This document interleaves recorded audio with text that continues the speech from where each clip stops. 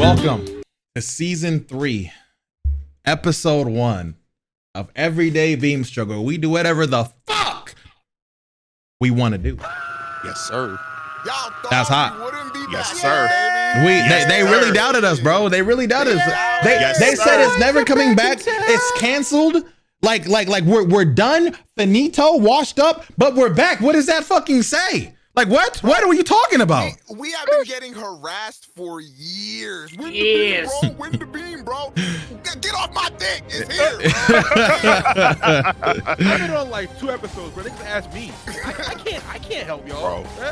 Do you know how long it's been since the last one, bro? I don't want to talk about it. It Bro. feels When like was the last one? Does anyone remember? Yeah, give us the stat. When was it? it was like 2019 pre-COVID, so it had to be July. 2019. Holy shit, dude. 2019. I'm not gonna lie, COVID. I feel like 2020 and 2021 is all blur to me. COVID. Bro, the fact that 2020 is 3 years ago, 2020 is 3 years ago. That's fucking insane. fuck. 3 years since the last beam. Next topic, y'all. Next topic. All right, hold on. Yo, Balvin, relax. Trying to do Let us it be right sad. Let us be It's not sad. about being sad. Time isn't real anymore, bro. We've been in the same year for 3 years. You spitting. We did get blipped. We did get blipped. It could be worse. There's a lot of people in the chat and a lot of people watching right now that like they just turned 21 during COVID. Like that's gotta suck. They weren't even born the last few years. Skill issues. Who just yelled skill issues? Me personally, I will not go to prom on Discord. That's Hold on, that's not me. crazy. Wait, the same people who are turning 21 now are those These that motherfuckers had their they turned graduation 18 and over Zoom. graduated during 2020, right? So that's sad, man. That's tough. Yeah. Tough. Yeah, me personally. At RNG for real, for real. Graduation on Zoom, like that's Bro, Graduation for real. One thing I want to do, because this season of Everyday Beam, we're going for a more consistent like cast for the most part. So I want to go down the list and introduce everybody. Afro send you myself, you know me, right? If you're on my stream, if you don't, that's cool. Balvin, what's up, bro? How you doing, bro? Yo, how you doing, man? What do you do? Can I ask you that for real? You can ask me that. Yeah. You know, I stream. Okay. You know, I tweet. I make content here and there. I talk a lot of shit. You know. And he deals drugs. Okay. wow. That is not true. Okay. Accusations. Ambient. Up for me. Hey, Lotus, who are you? Okay. Then we got the homie Lotus Asakura, but the Asakura, we call him Lotus, not the whole thing. Lotus, what? Talk to him. Anything, everything. What's up, bro? I don't want to talk to them niggas. They smell. 21. Okay, well, fuck. Fair enough. Then we got the one, the only legendary Moon Monkey. By the way, all the graphics you're seeing on my stream made by Moon Monkey himself. So hashtag Moon's the GOAT in my chat as well. Moon puts in double, extra, triple, overload, anything for the homies. So I wanted to shout that out real quick. Bro, if you really want to fuck, I'll let you fuck. Oh yeah, no, I'm sucking. I'm dick sucking, bro. I'm dick sucking. Absolutely. In any case, yes, I do graphics. So if you guys want to see graphic creation, I do that on my channel. Variety streamer, you already know the vibes. You know the vibes. YKTV. Then last but not, well, it's not last at all. I mean, I just disrespected everybody below. I'm sorry. We do got the one and only. All right, Omega Pro in the chat, bro. Yeah, what's good, everybody? It's me, Lil Zesty Ass. You know the vibes. Little zesty ass. Yes, it's crazy. I do want to give lore. If it wasn't for Omega, I wouldn't have this mic today, bro. I had to have it because he said he wanted it, so I got it. You got it to spite him. You've never made me smile more than that. wait, Afro, do you know I got that mic now? I do. We're in it together right now. Yeah. You know what I'm saying? On Super Saiyan God shit. Real Is shit. this the same mic that you texted me to get to? Yes, I think so. Yeah, it did.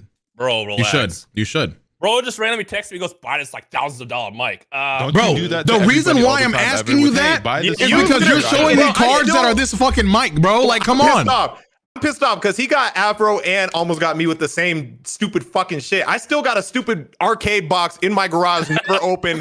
Didn't fucking want at all, but this motherfucker convinced me to buy it. Yeah, just buy it, bro. It's fun. And Afro got the same shit, but he actually set his up.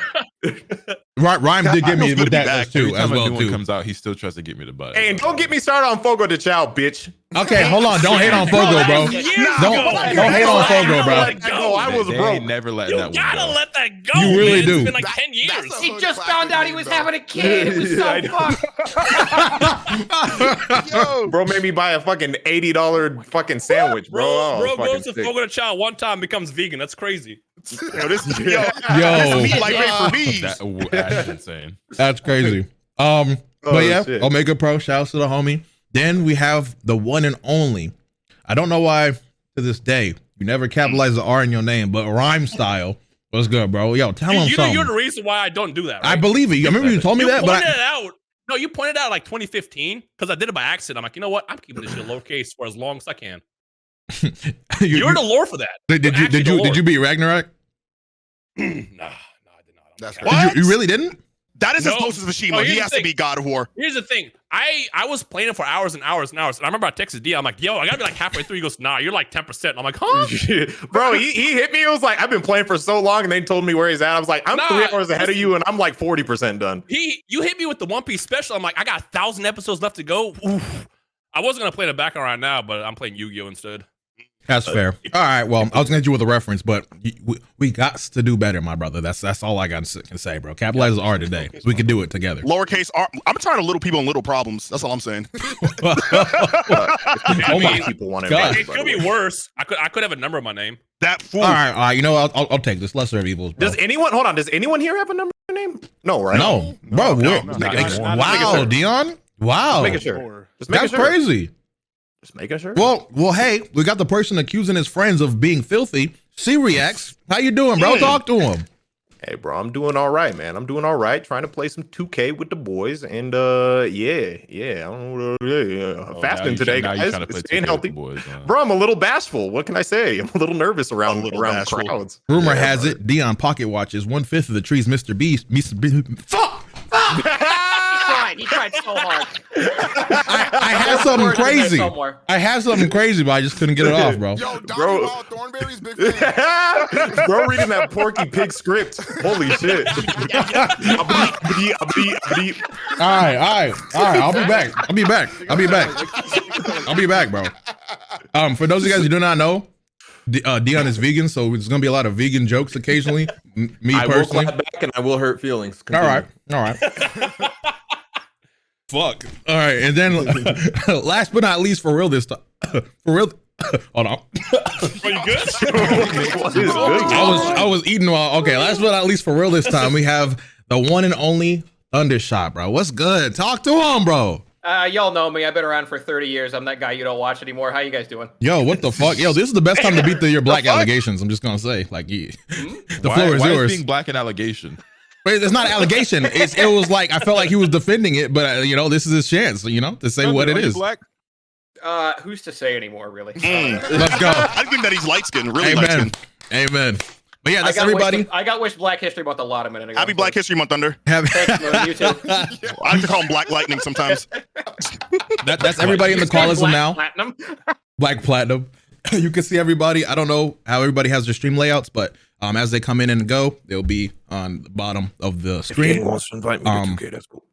Anybody new who comes in that you haven't introduced to today, I will introduce them. So the hope is by episode 12, you kind of have an idea who everybody is, and all that. Good we're stuff. trying to get back in the swing of things. I'm pretty sure once we start hitting our stride, it would be like we never left. Exactly. So we'll leave again. We hit our stride, we gonna disappear again like the Avatar. You feel me? We gonna hit our stride and fucking break our We ankle. gonna leave. All right, bro. Well, that's it. Now there's no organization. What do y'all want to talk about?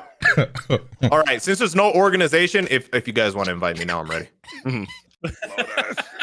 Damn, bro. You're about to bring up a story or something. I did too. Bro, you said it's no organization. I'm just trying to get Selfish ass, bro. Fuck it. I'll do it. All right, go on. Just hop into it, Seth. Whoa. All right. Okay. We're going right into it. Oh, we're going big. Well, if you want to bring it up, Okay, Ryan, let me give start us with that. give us I'll the start with lowdown that. real quick. Okay, I'll give the lowdown. Okay, so say basically, Seth the Programmer, a well-known power scaler. If you don't know what a power scaler is, if you're not really in this niche community that we kind of got our start in, you probably never heard of it. But basically, you grab a fucking character from a franchise and you power scale them against a different character in a different franchise or a different character in the same franchise, whatever. And yeah, it's just as silly as it fucking sounds. Nevertheless, as innocent as that sounds, some allegations were made. I don't want to laugh. Starting with, I believe, I don't know his full name, but it's like Clyde some. made a video saying, why don't work with Seth the Programmer? I believe Clyde's also a power scaler. Yeah, his name is just Clyde. Just Clyde. Okay, just Clyde. And a bunch of, at the time, they were just accusations, but eventually they came to be pretty fucking true. A lot of shit. Anything you can think of, racism, pedophilia, whatever you can fucking think of, that accusation was made, and I was like, "There's no way," because like I looked at the list, and this man was fucking person of all time. Okay, yeah, exactly. Sure. Like I saw the mugshot, and it was like for fucking murder, for fucking this, that. I was able to scroll the allegations. I should be able to scroll. Can I add one thing? Allegations like patch notes. Can I add one thing on the racism allegation? Because this is like, I guess, my small interaction with. Now, I looked at this different at the time, thinking he was a troll, because this is back in the iDubbbz era, where everybody who wasn't black had a buff to say why it's okay to say the N-word. I remember that. Yeah. And at the time as well, too, I think I was in the genjutsu where I was just like, I don't care to fight somebody with it. So, you know, I would hear it and be like, oh, well, that's something, and just keep it pushing. I wasn't the regulator. And as I'm older, I regulate more. But anyways, I remember me and my homie Kabuki, we got invited into Seth's Discord. Now, this has so much more context now with everything that's being said. I know what you're about to say, too. We went this Discord. I said, what's up? And I heard a random voice like, that guy sounds like a... I was like, whoa. And then I heard Seth talking like there was a few other YouTubers that I kind of would want to say, but in the context of just focus on the one I'm not, that we're also banging the word. And I remember Seth mentioned specifically, like, I'll debate you on why it's okay to say it, like, blah, blah, blah. And I'm like, okay. So now getting the context, I get that that he meant that shit. What context did you need? No. The context that I needed was this was like, I thought it was a mask on, mask off situation. This nigga didn't take it off. Genjutsu for real. I know what Ryan or what Afro was saying, because at that time, like, it was the white boy solstice tale. Like, they was letting that word fly. They like were. Crazy. They were, bro. Where? And it's because of that dude iDubbbz, bro. Like he made white boys like power go up 100. Like, I don't know, it was crazy. Yeah, he did. That's nuts. That's fucking insane. But yeah, go on, pretty Dion. much the lowdown in a gist. And most recently, or I don't know if this is most recent, but the last thing I saw, he was on a Keemstar stream. Basically, and this is what fucking, just to kick off, I guess, my stance on this whole thing. I don't know why there was such a big, like why did it take so long? Because he's literally like, within an hour, like, they've gotten all the answers they fucking need. But like, they basically regurgitate the same thing. And he's basically saying like, yeah, I did this. Yeah, I did that blah, shit. blah, blah. But here's my justification for it. And then I guess the argument becomes like his justification. But still, it was like, I don't know why it was a 6-hour stream of just fucking, you know, yelling and shit. It was, you know, I got a fair share of fucking low grade fucking human entertainment out of it. I said that shit, but it was funny. No. His justification was worse, bro. Like, it was bit by bit per allegation. Like Dion said, it was bullying, harassment, being racist, all that. It was everything. The one that I was stuck on was he got ousted for asking a 16-year-old girl for nudes, right? Yep. And I remember the thing that he was, and mind you, in the screenshot, he doubled down. He not only asked her for nudes, he hit her with a return message after she responded to saying, "Come on, it's just me and you," type shit, right? Like, yeah. Here's my thing, like, I understand what the internet was like. So if you were a young person at that time, I could get like you saying the most crazy and heinous shit. Like, I understand that. Where you lose plausible deniability is when you're in a 16-year-old's DMs asking for news. Like, bro, right? No, double down. 100%. But the thing was, we know the age. He was 21 when he was doing this too. Yeah, he was. This one was worse. This one was worse. Before, because Keem did all this shit where like he literally got a picture of his ID and everything. So it started out with God, I watched way too much of this stupid fucking bro. Yeah, wait, hold on. Let me get my point before you. But I didn't get to finish it. Wait, before you take. Oh, I didn't know, bro. I thought I started and then you cut me off. But yeah, go ahead. All right, I'm done. Go on. I probably did that. I probably did do that. It's a possibility. Go on.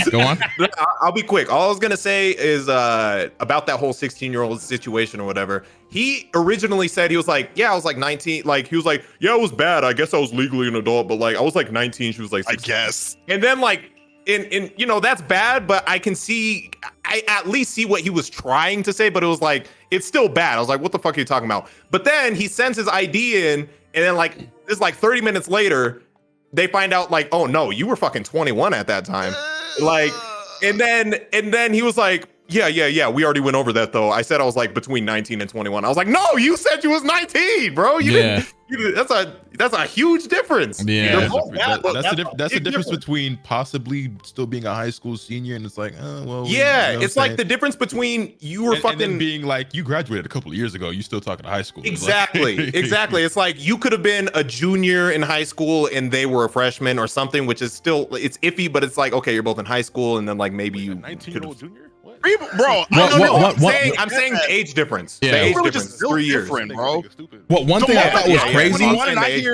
What one thing I thought was is disgusting. Yeah, but regardless, yeah, it's disgusting. But yeah, that's my piece on it. I don't know why it took so fucking long, so much back and forth, because he's literally like, yeah, I did this shit. Whatever. Here's my reason. It was all stupid fucking reasons. Yeah. And yeah. Well, one thing that I was like still like gone at is his justification for asking for the nudes. It was just like, yeah, asking for the nudes, but like it wasn't like I was trying to actually have sex or anything. I'm like, bro, you asked this, you like what? And then he went the extra mile to say you can call me a sexual harasser, but not a pedophile. I'm like, bro, that is not the cliff you want to grab for. The bar at that point was rock bottom. You just trying to find a courtroom. You walk into that courtroom with, hey, I did all that shit, but I went there just a pedophilia thing. I didn't do that. It's like, what? Bro, well, one thing that I thought was crazy, and I might sound a little insensitive, but it's like one of those things you got caught, and I'm just going to say it because it's just how I took it when I saw it. There was one guy in there, I'm not going to say the name at the very least, who was against Seth the whole entire time. But then nigga said to know you, but you said the N-word. And he's like, but listen, that pissed me off so much. Yeah, right. That was like his retort to it. He was pretty much saying like, you're no different for some of the things you're claiming on him. And you know, he was like, bro, but like it's different because I was young or this, that, and the third. I was even younger. All this stuff, right? So then they get the proof that he said the N-word, and then he started crying. I'm like, no, you don't get a cry out of this, bro. What are you doing? Just apologize. That's it. Yo, own it up. Like, what are you doing, bro? He's like, bro, fuck, you got me, but I was so young. I'm sorry. The moderator for the whole situation is Keem, and he's talking about like, yeah, I got canceled once for saying that word, but we all did that. I'm like, no, we didn't. Bro. You should not be Dion. More fucked up. Like, I kind of feel for him. I'm like, bro, Keem was the voice of reason the entire stream, which is crazy. Yeah, he was. The fact that we were hiding, for the most part, he was a good voice of reason. But like when he was trying to pull punches because he was like, yeah, I got canceled for some shit that everyone did that. I was like, no, they didn't. He was like every white guy said the N-word before. When Kendrick comes on, I speak for all whites when I say we've all you said it under your breath that one time. I heard it. Yo, hold on. Yo, awesome. Skip me. Fight the other guy. This will be background gameplay. Thank you. All right, my fault. Come on, dude. We all said it. It's like, yeah, all right. You give him that Dave Chappelle white boys. Come on, dude. Holy shit. Hey, yo, Mega. Yo. Smoked it. Y'all, skip me. Oh, y'all in the middle. When you're done with that game, invite me. I got you. Yeah, I just realized the older I get, the more I realize that people just built different. Like the moment I'm 21 and I hear anybody that's lower than 20, I'm leaving you on red, bro. Yeah. I'm gonna say a game theory that I'm gonna leave it at that because I have some opinions on like a few other people in that group. I just feel like that group itself was just like a dumpster fire. I don't know. They're anime fans. Like, what do you expect? Oh, retweet. I got two things. Number one, when we call anime people weirdos, like obviously like not all anime people, whatever, but that is what the fuck we're talking about. Because there's too many fucking stories like this. Yeah. Number two, from the little information, I was gonna say that from the little information I know about this, it feels like he was a dude who hung out in his own Discord a lot, where everyone sucked his own dick a lot. And the first time he got in an environment where people didn't give a shit about that he had YouTube numbers, he freaked out and didn't know what to do with it because they weren't just taking what he said as fact. That's gospel, right? Yeah. That's what it feels like to me. Yeah.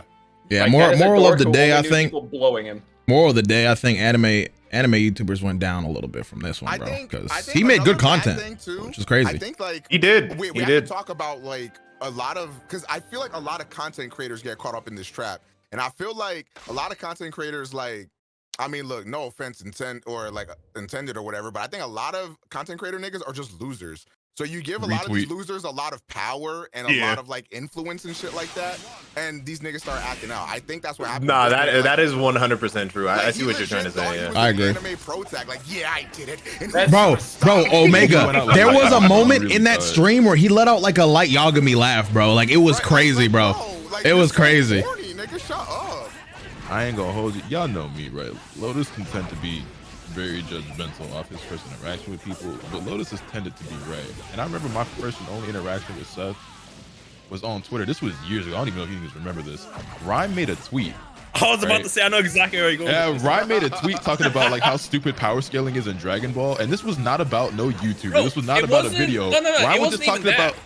It was a TFS quote. Because when TN says power levels are bullshit and he fought Cell. Yeah, you were talking about and you were just talking about this is stupid, right? And then Seth came out of fucking nowhere and started my job. I'm started swinging. It was like, oh man, you talking shit about me? You talking shit about my job? I was like, nigga, no one. First of all, who my career's on the line.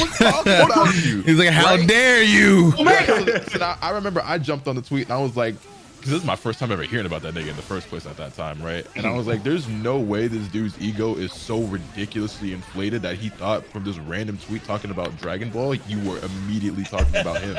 Yeah. And so, of course, he clapped back. And I actually looked back when I remembered that was my interaction with him. I looked back and those tweets are, of course, deleted by him. But I was like, all right, this nigga's a fucking weirdo and an idiot. So that was all I ever needed to know about him. Yeah. And it only got worse and worse, clearly. Also, the fact that I don't know if y'all talked about or y'all knew about this, but this nigga like didn't research his own videos, didn't edit his own videos, didn't really do shit. He was just the voice. Yeah, because like the dude who initially exposed him did most of, I think almost all of his popular videos, and then after he left, that's when he did his own videos. According to the stream, he only got paid like 30 grand over the course of like 3 or 4 years. Yeah, bro. Meanwhile, the other dude made like $1 million. Yeah, which is nuts. Disgusting. What? The only reason I even knew about him is from Swag's videos, SQAUD. Like I would see him collaborate in those videos, and he was just kind of like the other voice, I guess. And honestly, a lot of it was just kind of like doubling down. Yeah. But when it came to his own content, I guess he just did, from what I understand at least, just did more or less the same thing, right? Yeah. That's pretty much. Tired of anime fans giving loser ass niggas a platform. I'm gonna just keep it a break. Hey, hashtag pack wash, bro. Get them out. Get them out. Get them out. Whole thing real fast. So as someone that's not as informed in this whole thing, there's one big thing I kept seeing like circulated about this. Like, this was very heavily at my point I want to make. Did he actually make someone eat shit? I heard about that. So what he said in the thing was, I mean, take it with a grain of salt because he was already losing at this point. But he said that the person offered to do it for Mod and he didn't say no. And then there was another thing. There was another person that stuck an ice cube up his ass. Yeah, and he didn't say no. And I'm assuming both these people had proof that they did it, which is fucking disgusting. Basically, he created like a precedent. It's like if you do something ridiculous and like prove your worth, I'll give you mod. You can get mod in the server. And to give further context to like the nude stuff as well. Like his argument. Turn up, Alvin. All right, bet. His argument was like he was trying to get nudes from this girl to see if she was a girl for the Discord. Just think how convoluted that is, bro. So people don't try to get with the boy. That was his argument to doing that for the girl, bro. And even in 3 layers of fucked, yes. Even in the stream, I'm 99% sure he was like, no, it was actually a boy. Like I think he was still like, yeah, I know. It's just like, bro, what's good with you? So like the reason why I asked that question, and I didn't even know about the Ice Cube thing. The fact that even if he wanted to defend it as like I didn't, make them do it, but it was for a mod position. You're creating a precedent. But this goes back to what Omega was saying, is that it goes even beyond just like being a loser before getting a platform. It create like this amount of power you fall into being a content creator is way too much for some people. From, like not being a big person in your own life. I would say because what happens is these fucking loser ass niggas that had no friends and ate lunch in the bathroom stall at school find out that they can make YouTube videos and they can be somebody completely different from who they were in real life, manage to get a following despite being a complete fucking total weirdo, and then somehow they abuse their power like this. Yeah, bro. If any of you guys are quote unquote, if you meet that description, I believe in you. You can come out of it. You can be a better person. All right, you're not. It's not over for you. Okay, just thought I'd throw that out there. You never know who's eating their lunch in the bathroom. I think it's a curse when you blow up and you're that young, bro. Like, yeah. Nah. I don't, in some cases, sure, but some niggas are just destined to be weird. Depends I'm on gonna how say you that, handle it. It's literally just like I mean, it's obviously on a smaller scale with us, but it's like these Hollywood actors. Like, there's some kid actors who turned out just fine, but there's some who like, you know, went off the rails. And like, obviously this is our generation's version of that, or it's like, you know, to a smaller scale, because this didn't exist like 20 years ago. So literally, like, what we don't realize is we're like the test subjects, or like the guinea pigs for this whole content creation wave, because this shit didn't exist. Like, we don't have a frame of reference from like 10, 15 years ago. We're the first of this. So like, what we do is gonna like show the, you know, upcoming generations like what the fuck can happen to people who do this. I disagree. I feel like a part of it is accountability, because like, let's be honest, like the way how we talk now is different than how we used to talk in early 2000s. We was letting certain words fly, and part of growing is just like knowing accountability. Like, yo, what I was saying was wrong. Making any excuses for No, but I'm saying, like, some people acknowledge that. No, some people acknowledge that, and some people still live like, what I've been saying is nothing wrong. That's how I grew up. That's just how it should be. I also think that not only is it like us maturing, but also like society was way different. No, Look at TV. Look at TV. Look at comedians. Like, what was regularly said, like on regular ass TV shows compared to now. Man, but I think there's songs and they drop choice words, and I'm just like, man, we really just Bro, I feel like there's merit to that point, but I think the biggest problem is like with YouTube and Twitch, it's like you're able to garner power at a quicker rate, right? That it would be at a lot harder thing, I guess, for like Dave Chappelle and the things that we seen as kids, like what the media was then. It's like, I guess that type of influence was a little bit more harder to obtain, but now we're able to get it as kids and shit, right? So it really just comes down to how you're raised. I just don't think it's anything about like, you know what I'm saying, we're like the guinea pigs. It's just more so like, if you were raised in a certain way to where you feel like you want to abuse power to get back for something, or I don't know, some like something in your past that I don't know, that makes you like that, I think that's what makes people to be something like Seth, right?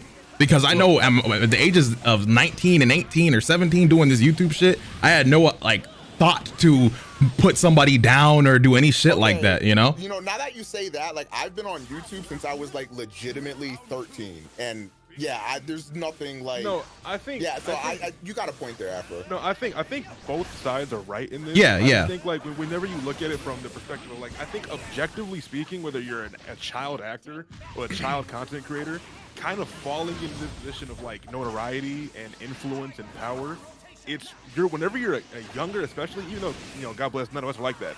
But it is very, very, very easy for someone that's already gonna go down probably a pretty bad path in their life to fall into this kind of power and abuse it. And it's not excusing it, but it's a common thread, right? So do we feel like that is a dude who weirdly got to the top and never got checked on the way up? Yeah, that's the best way I would say it. Like, I think it's more important to have good friends. Now, to be able to judge if you have a good friend is a little hard when you're younger, sure. But like, if you have people that are just agreeing to everything, that's a red flag, in my opinion. Do you feel like this shit like can corrupt people, or do you think like, so do you think being able to come into like getting a phone like this and having this quote unquote power, it can corrupt people, or is it bringing up people's true nature? Because true nature. Like, I think I would say, because I feel like there's definitely both. things that like I've experienced for the first time thanks to content creation. Not having friends is not one of them. So if you were thinking you was relating to me, that ain't it. Like, I think the right answer is that it's both, but just to be like that, just to like have a different opinion, I will say that it does have a lot of power to corrupt people that wouldn't have otherwise like done shit like that, because it's a very unique position you're in to like wake up one day, now you have like hundreds of thousands, millions of people like that are just your like own echo dick riding chamber. you. Yeah, exactly. Right. And everybody like dick riding, saying, oh yeah, you're right, like you're gonna start thinking you're right even if you're wrong. And we're in the internet era, right? Where it's like, if you were a child actor per se, because you know how a lot of like people from our generation, a lot of them fall on the drugs and stuff like that, like in Hollywood and shit, right? Yeah. But where with us, you have access to people now. Like your followers and your fans, you can press one button and talk to them on voice calls, or thousands of them. You know what I'm saying? Like that. Yeah. Having So that I much say this access, as a perspective of someone who like has access to several things, has a following and things like that, but it never, for me personally, like crossed my mind, or did I ever consider being that way or using what I have like in a negative fashion like that. So it's like, what possesses people to start behaving that way is like the thing that I don't really understand. Is it were they always like that, or were they just more impressionable? And there was I think it's a case by case thing. Yeah, it's very. I can see that. It kind of goes back to what I mean. I agree with Afro too, because it does go back into like your household, right? Because if you're 13 or 12, and having good friends is definitely important, but if you're 12 or 13, most of your friends are not going to have the guidance you need. They probably don't think like you. To handle. Yeah, exactly. So like you need to have. I feel like if you're not having a healthy role model or somebody in your life to keep you on track at 12 or 13, 9 times out of 10, your friends are not going to do that for you at that age. That's true. Like, I can agree with that. Especially with like content creation, because most of your friends, like they're not going to be in the same position as you, right? Like it's going to be one guy in a friend group with a lot of followers, and the rest of the friends. You know, they're not going to know how to handle this place that we're in. So I think like it comes back down to how you talk to people and how you interact with people and stuff like that. And I think that's really important. Now, I want to ask you a question. Do you think that would then turn into an argument of having people in your life to help you use your influence? Like, you don't necessarily have to use it. You can just do your own thing. I was just say, I don't think having a following or having influence over people is something that you necessarily have to make a concerted effort to utilize, right? Because oftentimes in the first place, I mean, it's for some people it's calculated, but for other people it's happenstance, I guess, right? While you kind of fall into it without really aiming for that specifically. And then what ended up getting you is just you being genuine and you being yourself. And if that's the case, in a lot of those cases, you're just going to continue to do that. It's like, well, just being myself is what got me here. So I'm just going to continue to be myself. And for some people that changes. But while I do feel like maybe you have to evolve.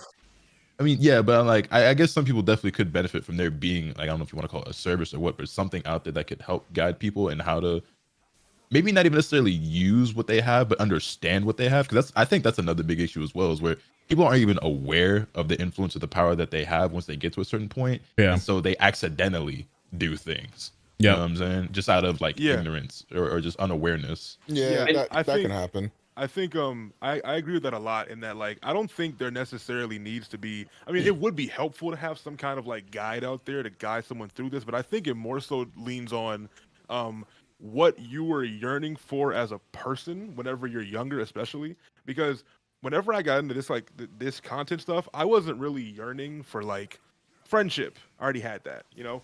I wasn't really yearning for certain things. Now, does that mean if you're yearning for that you need to moderate it and, you know, you need to be aware of like how you're going to be able to use said influence? Because even if you're not going around like promoting certain behavior or being this and that, your existence is influence at this point. Like you doing shit on the internet is influence. But I think that is something. So sorry to cut you off. I think that is something I missed or like did not get, because I started YouTube at 19. I was like, no, it wasn't big, but like, you know, I had following and stuff like that at 20 or so in the Dragon Ball community. And thinking back, like me, like 20 to 22, I probably said a lot of really dumb shit that I absolutely would not approve of today. That just doesn't check out anyway. But I didn't know any better. You know, if you look back, you're like, I said some choice things, but I would not say it. I know back then I didn't think of having like any impact on the world in any way, shape, or form. Like it didn't register that I'm telling. And also, if even a lot 10 of people listen to the thing I said and then go do it, I've done something. You know, that might be. And also, a lot of the time, like when you're not saying anything like maliciously, it's just like based off of what you hear on TV. Lingo. But it's your job to fucking like realize when, you know, as the world's changing, you have to change, you know, with the world. You can't just fucking be stubborn in your ways and shit. Accountability, evolve, and grow. Shit. Content creation needs better role models, but the problem is like all these people. I don't want to say all of them and generalize, but like so many content creators, streamers, YouTubers, whatever, influencers end up being really shitty people. So it's like, who the fuck are you or don't look up to content creators. I don't know. But I do think no matter what, like we gotta be put on a hold on. I just want to make this last thing off. I do feel like it is a huge issue that people put content creators on this huge pedestal and think that they can do no wrong. And when people look up to someone or enjoy that person's content, they treat them like they're a god and like they can never admit to what they do. I think last thing, I just want to say I was referring more so to content creators having other content creators to look up to, that they understand what they're doing. Yes, I agree. I think like in regards to like fans or like the viewers or whatever looking up to people, honestly, like, as much as we want to say, like, oh, like, don't do that, whatever, like, it's inevitable that it's gonna happen because like the content creator to viewer relationship is just inherently parasocial. We're way more personal. Exactly. Like they just get a look into our lives that you don't get a look into like fucking Leonardo DiCaprio's wife or life rather, unless he's divorcing a. Oh, wait a minute. I was like, you looking Leonardo's wife.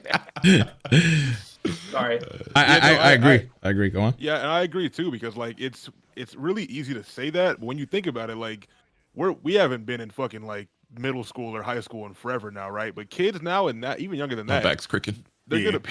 I know, 10-year high school anniversary for me. I was like, on their shit. phones during class talking about like big streamers now. Like yeah, they're talking about like they're not talking about the. I mean, there's probably still convos about like regular like music and movies and stuff, but a majority of it, what did Kai do last week? What did so and so do? Who's live right now? That is this generation's like.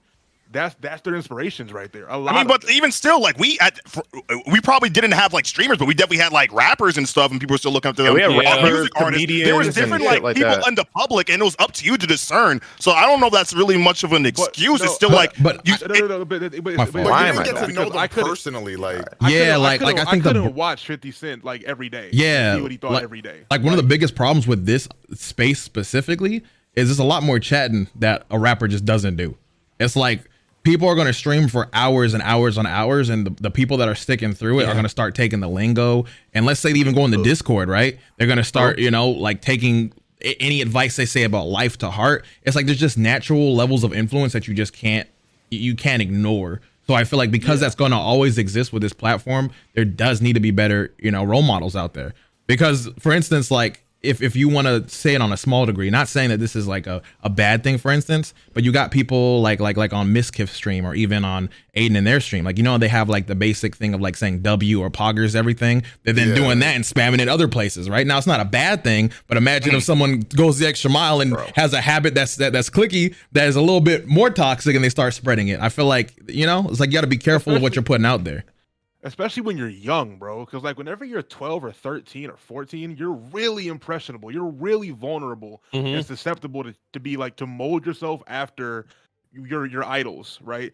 And I think a lot of it, not to get into parenting and stuff like that, but if I come home one day and I'm a kid and I want an escape, I want to get away, I'm gonna probably go watch my favorite fucking streamer because I can connect with him in my mind every single day. I wish it was different than that, and I wish I could say, yo, you probably shouldn't look up to these guys if you don't know them. But unfortunately, I don't have access to tell over 1 million kids that, like, so the reality is people just have to be better people. Like that's what I think. I feel that's my main point. I was trying to say, like, it shouldn't even be like the creator. It should be the onus, like, and like just like us using this platform to like our fan base to tell them like, yo, sometimes you're gonna have to be able to differentiate, because even then, like, I guess like it's obviously gonna be easier for people to communicate this time around. But back then, like, people had like the snowman shirts.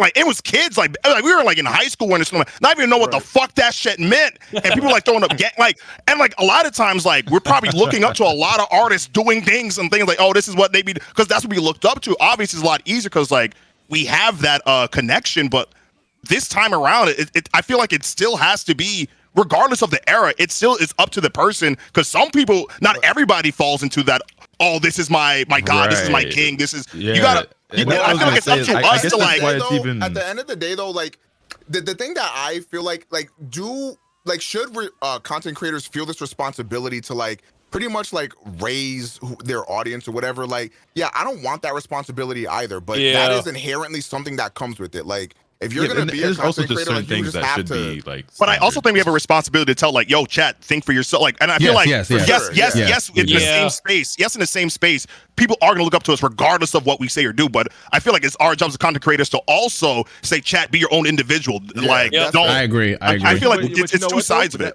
We got to make that Charles Barkley commercial. I'm the role model. But you know what's funny though? Us telling them to do that is still us influencing them.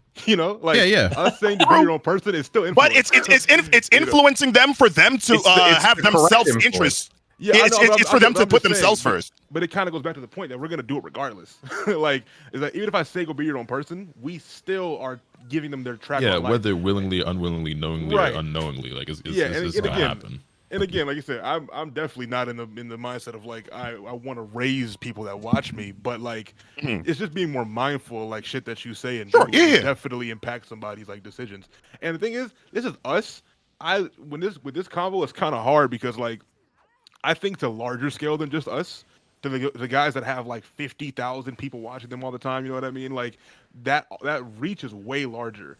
And I remember whenever I was young, bruh, I'm glad I didn't have this, like, because it would be so hard to fall in the trap of like mimicking these guys. Because I know being a kid is hard, dog. Yeah, like, it's really fucking hard, especially after like COVID and like the kind of environment we're growing up in nowadays. Like, streaming is a really big escape for some people, and I know kids are really, really like liable to you know mold themselves after people like that.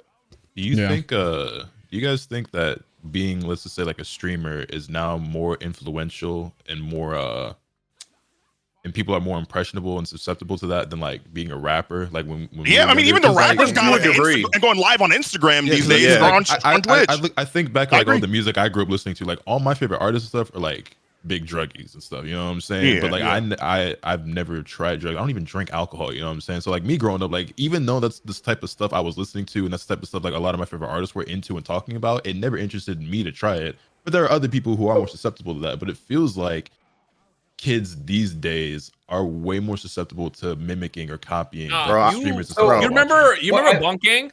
I think Yup. That was a crazy time. That was a crazy time. It wasn't just him. People would watch him and do the exact same shit. Yeah. Wait, who? Bro, I remember, bro, when people started eating Tide Pods, I knew it was over. Yeah. Do you know the new thing now? They're literally boiling chicken in Tylenol. What? Yeah, that's the new thing. I did hear NyQuil, about that. NyQuil. They're like sauteing chicken in NyQuil.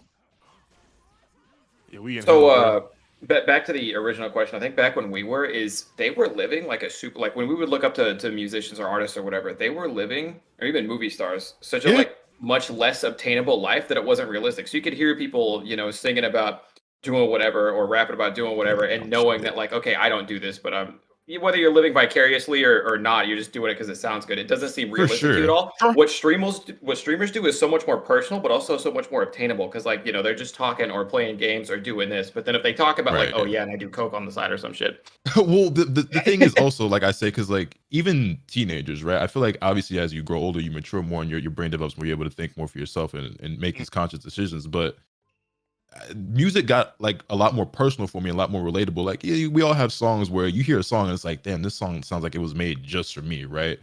And then so that artist then becomes very relatable for you. And I think it is similar, I guess, to how people become so close and develop these parasocial relationships with streamers and whatnot.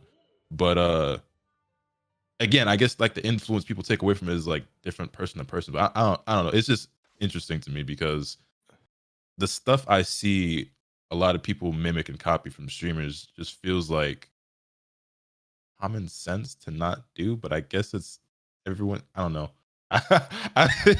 Yeah. I got a question. What do you guys think aftermath wise? Do you think obviously, like, I think there's always going to be some stands who, like, regardless of what somebody does, they're just like whatever, and they're gonna let it fly. Do you think, and this is just predictions at this point, do you think like he just comes back and just never addresses it and just keeps making content? Do you think he addresses it or takes a hiatus? Or what do you think's gonna happen? I'm about to spit on some shit, because here's the thing: it doesn't matter what the fuck you do. Like, there's just dick riders that just dick ride. Do you know people are still standing R. Kelly right now? EDP even? Yeah. Like, there's gonna be people saying like, oh, fuck cancel culture, despite the fact that this nigga legitimately tried to solicit nudes from a girl who was underage while he was 21. Regardless, 100% chance. If he wants to, he can come back and still have a career like nothing happened. People are absolutely going to be in his replies and comments like, oh, I think I speak for everyone when I say we all make mistakes and you're fine, keep doing you, King. Exactly. That is 1,000% going to happen, because I have never seen anybody get successfully canceled without the content creator themselves stopping.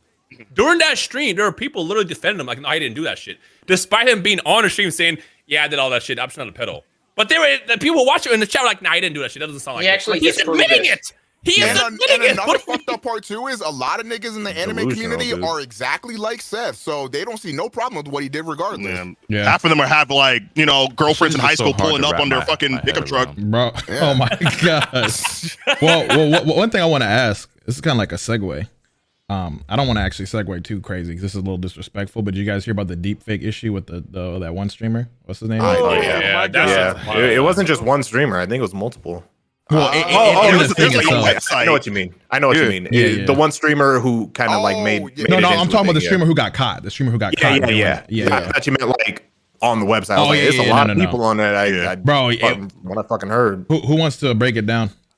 Okay, so pretty much what happened is that there's a streamer by the name of Atrioc, and he was live streaming one day and then did like the alt tab thing where you see all your windows, and then in one of those windows was a site of that apparently had a bunch of deep fakes of streamers. Now, for those of you guys that don't know what that is, a deep fake is pretty much like you can train an AI to learn somebody's face. Like face swap. So for example, you could have it learn Elmo's face if you fucking wanted to or whatever, and you could put that face on.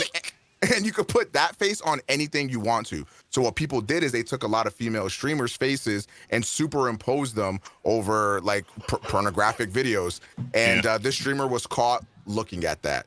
And that spawned this whole thing where now like thousands and thousands of people that didn't know this existed before now have access to this and know exactly what site to go to. And it opened up a whole. I heard the original site got taken down, but I guarantee it's going to be up somewhere else. Yeah, there's going to be other ones though. What's crazy is I thought he was just some random like small streamer. Turns out he's like Ludwig's best friend. Which is crazy, and he had like Ludwig's like girlfriend on there too on the site he was looking at. Yeah, that's kind of Ludwig's girlfriend is on that site, and it's fucked up too because Ludwig's girlfriend has actually like spent thousands of dollars every month to wipe deep fakes and all that stuff from the internet, and then like here comes one of her friends kind of exposing that this stuff not only exists but exactly where to get it too. So it says it's very fucking violating. And I have a question. The fucked up part is, before you ask your question, I just have to say this shit like off rip. Like if you were one of those types of people that said, oh, like I don't see why this is a big deal, blah blah blah, whatever, this is one of the most like violating things that like these women can go through. Like you simply could never even begin to comprehend how this shit must feel. Like keep your dumbass opinions to yourself. If every woman on the fucking internet is saying like this is disgusting, mortifying, I feel violated, maybe fucking listen to them. I would say maybe if there was videos out there with their face on a body getting fucked in the ass, and maybe they kind of start to get an understanding. Yeah, but nobody want to fucking look at T-bombs. I don't know how many of you niggas this has happened to, but people have DM'd me pictures of them like with my stream up and nut on that has happened to me. What? That has happened to me on Instagram. Nut on the monitor while I'm streaming, and it was like I just did not respond to it because that felt weird. Now I can't imagine somebody like imposing like putting that to that extent. I feel weird. So like. That's insane. Yeah, bro. And it's a whole other level of fucked up too with that Atrioc situation because that site was paywalled, so you had to pay. Okay, that's what I was gonna ask you. That's what I was gonna ask you. So that was a thing because I heard someone saying like so he got caught. I remember someone said that he said that in the first apology he made it sound like it was like a porn ad, but then someone exposed. So he said that he clicked on a porn ad on Pornhub. Yeah, he said he was curious. First of all, those ads don't exist on Pornhub because Pornhub is strictly against revenge porn and all sorts of AI deepfake porn. So they do not serve ads on that. So that was a lie first and foremost. And on porn. All right, whatever. And then because like I guess he does this thing where like he's really into like ads and AI and stuff like that. So that's kind of like was his defense. That like, he wanted to see like how this ad like worked or how the AI site worked or whatever. And and then I guess his wallet fell out of his pocket and then paid for it. So I don't know. I talked about this on my stream the other day. We were talking about dick riders earlier that will ride or die with you for whatever. And I was bringing up those exact points. And then somebody came in and said, well, he probably wasn't actually jacking off to it because the company and like the stream that he does has to do with AI stuff. So he was probably just researching. I was like, you were not being serious. Research. Gotcha. The like people will go to try to defend people are insane.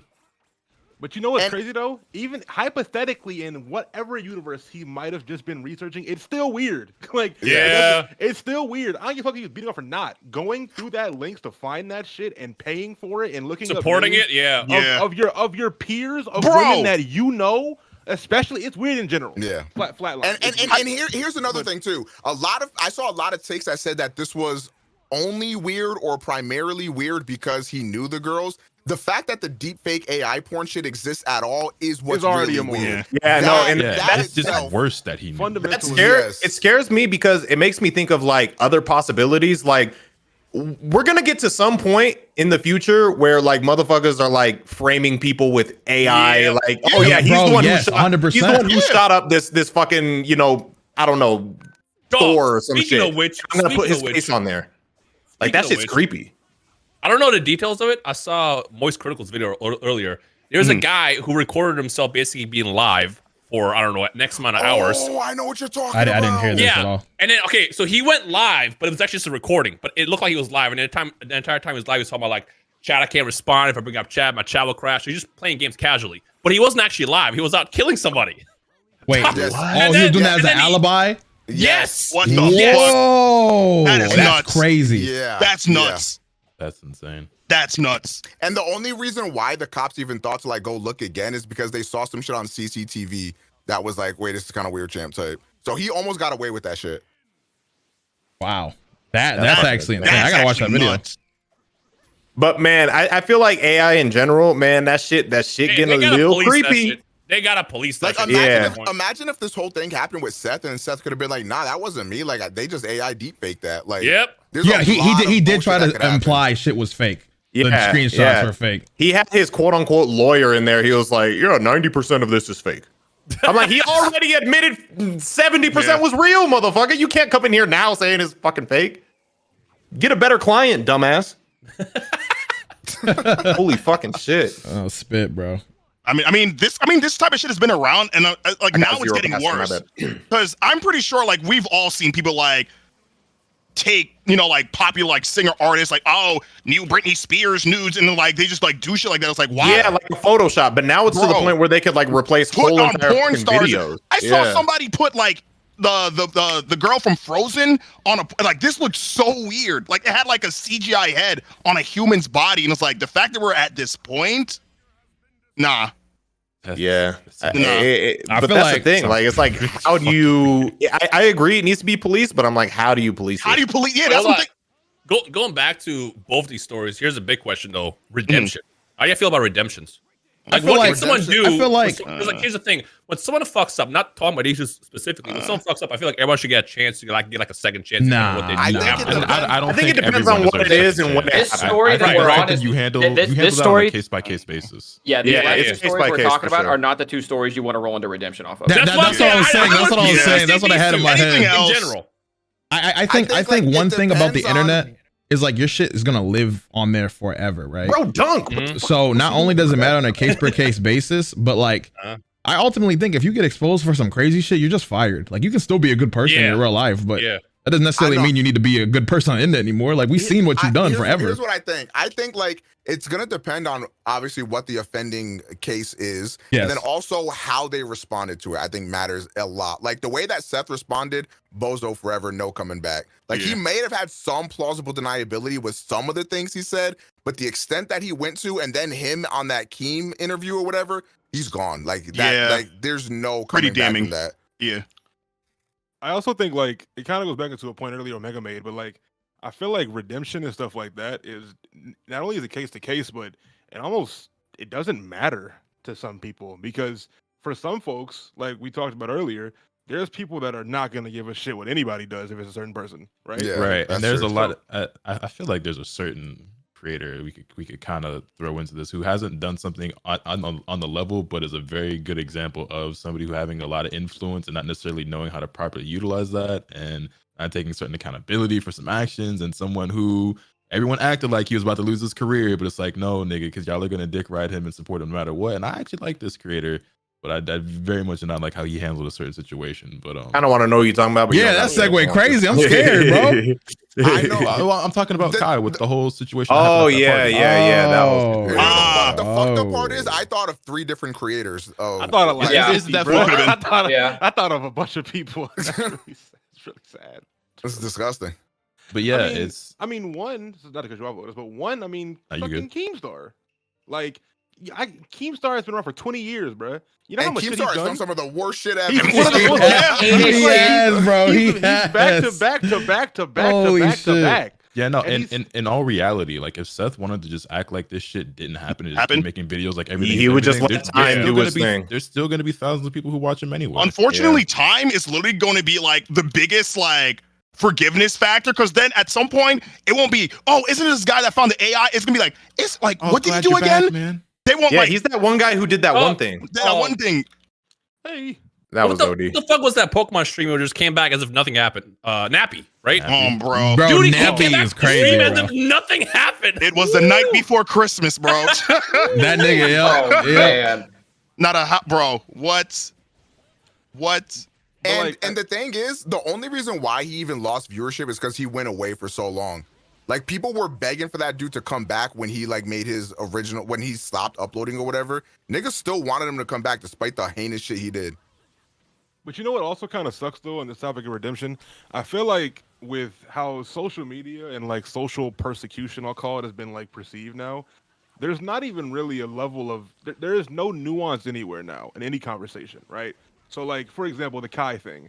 I think Lotus said it perfectly. I don't think what he did was like, you know, what as bad as some other folks have done, but I was also very disappointed how he handled it. It was very disheartening to see how he moved in that. But if you say that, a certain crowd of people are going to be like, why are you attacking him? He did it. Why are you? Why Like he he's not the one who did it. It's like, him. yeah, you don't Like, understand. but it's like, but bro, it's like, I'm not saying he did it. I'm just saying like he needs there a level of criticism is not going to kill him, right? Like, but we're in this environment, this climate now that everyone thinks any like sort of like, I don't like what this guy did is automatically, it's cancel culture. Why are we? He's a kid.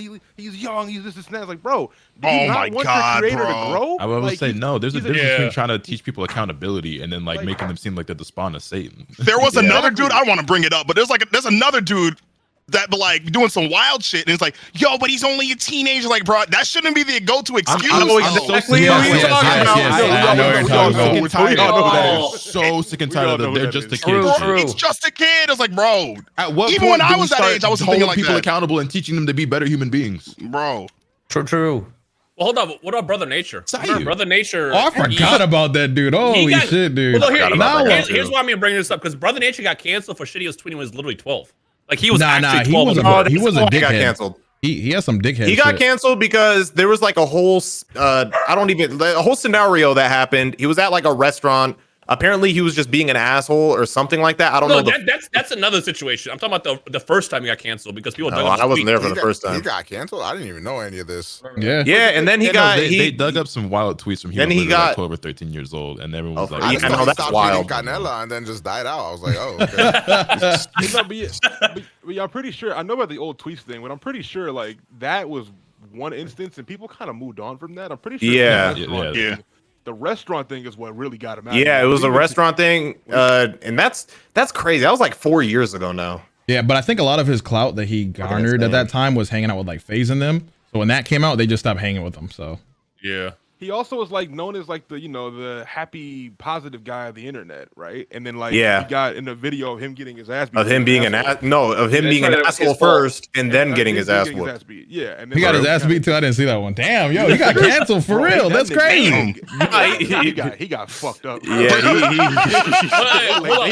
got fucked up. It was rough for him. Just so everyone's on the same was page. looking at him different. What happened in that? He was like being an asshole to someone, and then he got his ass beat, right? Yeah. It was like and then he tried to spin it on his side, but then the real story came out. Yeah, this was a fucking Keem production as well. A Keem production. I fucking remember this shit. He had them on like the phone. He got on the phone with the dude who he fought or whatever. Yo, real quick. We do have the famous legendary voice actor Psy. I don't know if I can say the other name. But we have Psy. All right, Kagi Films, Alejandro Saab, aka Psy. You, what's up, bro? Tell the people something. Bro, that's crazy. That's crazy. I just remember your intro saying like whatever the heck you want to call me. And now you really got 19 names. I'm saying, bro. Insane. Yo, you know what made me so happy to see, bro? By the way, if I can't remember where you're going. For your recent meetup, did you meet a guy named Zeke? Ty? He's like, yo, I meet so many people. You have to be more specific. Probably. Did you meet someone that says something about me or no? I mean, yes, I had a couple of people. Oh, I was about to say. Oh, okay, never mind. Then there's no way for me to nitpick that. But yeah, I saw your thing with all the characters you voiced, bro, and it's like every time I see, it's just so many more, bro. You are dick riding, bro. Yeah. Oh yeah, I'm on that. Bro, Omega, I dick rode you. I dick rode Moon. I'm keeping it consistent. All right. We always dick ride the homies. All right. I just want people to know my boy Sai doing big things. All right. Voicing the characters that you see. Oh, you're dick riding crazy right now. Shut your bitch ass up. Are you shocked that I'm dick riding? My fault with you. You got it, bro. I forgot where I learned these moves from, bro. My fault. Yo, actually, I'm very glad Sayu's here because I would like to segue really fast to another topic. Oh dear Lord. Kind of. I'm scared. But it kind of plays into what we were talking about, the AI stuff.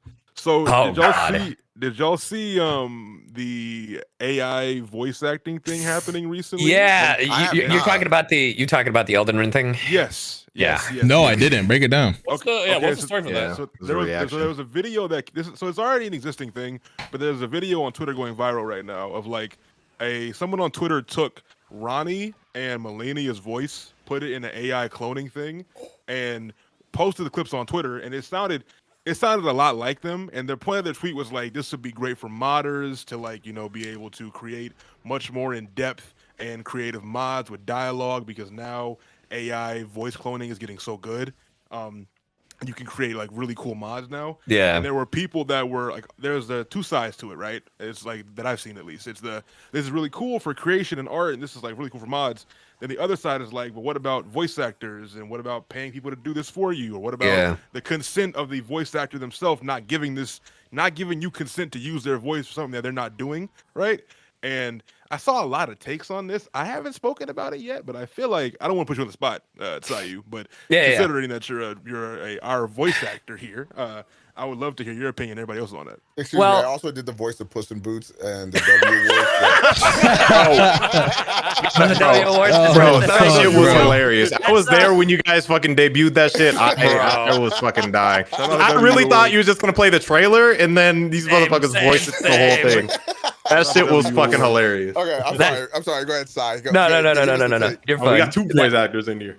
That's crazy. Well, the thing is, that's what Omega did is called voice matching, which is what you do when you can't get like the original actor to come back for the fucking part because either they're too busy or they're too expensive, right? Ain't no way you hit the actually on Omega like that. That's crazy, bro. You definitely did. I was gonna say you a voice matcher, nigga. You ain't no voice actor. You a voice matcher, we nigga. call You ain't voice up there with us. You a voice matcher.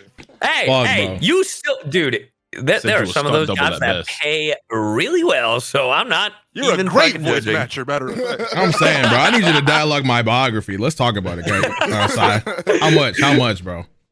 To what? I don't know what I said, to be honest. Go on. I didn't expect you to hone on that filler speak, bro. That was like rhetorical, bro. Like, relax. Jesus. How do you feel about that shit? Like? It's weird because it's like it is absolutely violating. I mean, like it's like the thing that is happening with the fucking Twitch streamers, right? Like it's just they never consented to the fucking thing. It's just weird. Like I understand what people are trying to do because sometimes like I've seen on Twitch and I've seen on just like YouTube and TikTok where people like use these AI things for like a funny little gag or whatever. But the problem is it's getting to a point where it's getting really good and it can be problematic. Easily get someone in trouble. Bro, this shit went from like drawing like, silly Abby, fucking Twitter profile pictures to fucking recreating entire scenes and like matching voices in like 3 seconds, bro. Like, I don't know if you guys saw, I literally saw a clip of someone taking dialogue, like taking Roger Craig Smith's voice and replacing the Chris Redfield actor in Resident Evil 8. No. But it's all the dialogue of Resident Evil 8, but with Roger's voice. No, I didn't see that. Yeah. Bro, and I saw... I'm sorry, go ahead. Yeah. I mean, no. It's just like, I get what folks mean because it's like, oh, we just want extensions of the games and it's just a bunch of content, like it's a bunch of gamers wanting to make content for people and just a fun experience, right?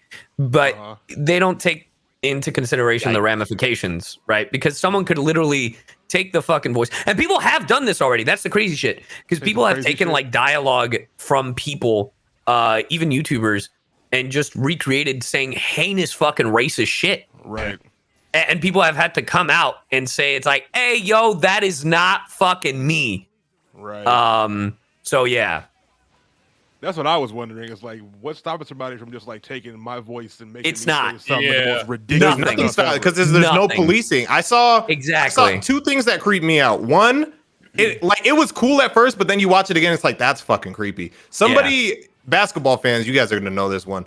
You know the shot, you know the Michael Jordan, the shot. Yeah. You know, his most iconic fucking shot. Somebody, I guess, used AI to like make it that he missed the shot, and like literally everybody in the scene was like fucking like completely altered. So like everyone on what was it? I think it was Cleveland, right? Or was it Utah? I fucking forget. Nevertheless, LeBron the GOAT. But the other team that was supposed to have lost starts cheering. Everyone in the audience starts cheering. It's in like the exact frame rate. That shit looks super fucking accurate. Shit was like scary. You know, and not only that, what do you even say?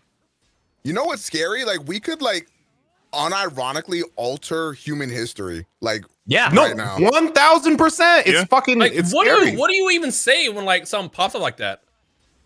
Yeah, I don't know, man.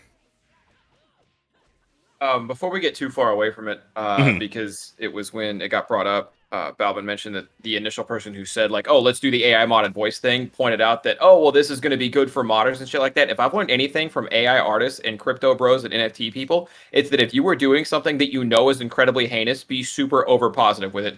So that way anyone who gets mad about it looks like the bad guy. Because they all do that shit. I see that so much with NFTs and AI artists where they're just like the most overly positive people you've ever seen. Like, I'm just so happy with this community. It's so nice. Everyone in here is great. Yada, yada. So when you're like, hey, you're doing some real fucked up shit, you look weird. If we're being honest, we know it's going to be used for porn first, more than anything. I hate that toxic positivity shit, bro. Yes. But you know, half the reason they're being overly positive is because they know they're being pieces of shit. Like, yeah. Well, the crazy thing is that like some companies are actually using it because I don't know if you guys were aware of this, and I feel like I could talk about this like spoilers because the show has been out for like over a year now. But Kenobi, I don't know if you guys watched the Obi-Wan Kenobi. I know where you're going with this. Well, Darth Vader is in the show, right? Oh, I know. Darth Vader is not voiced by James Earl Jones in that, right? But it is his voice. It's an AI. It's called Respeecher, and it's a thing that Disney is using. Now, mind you, this was done justified because they have a contract with him, but that whole fucking show is AI. Like, not the whole show, but his voice. That's wild. Like, the fact that you can't even get out of a contract in death is just so That's nuts. Well, no. Here's the thing. I think they actually paid him. I think they were like, hey, we want to use your voice. So they put a check on his, exactly. They're like, this will literally like go to your next of kin or whatever. Mind you, this is all assumption because the Darth Vader voice is so iconic that they were like, well, we want to keep it. Yeah, and it seems, that's nuts. It's fucking scary because like you think of like it can literally just match. Oh fuck, my bad, Lotus. They can literally just match voices like word like. They could take somebody who's dead, for example. All right. Yeah. And they have match their voice perfectly and like make them out. Because you think about how many times in the past have people come out with a clip of like, oh, look, we have a recording of what this person said. He's actually an asshole because of this and that and this and that. Like they could literally do that to anybody in history. And it's like you will not know what to believe anymore because it's going to be so convincing. They could just take somebody.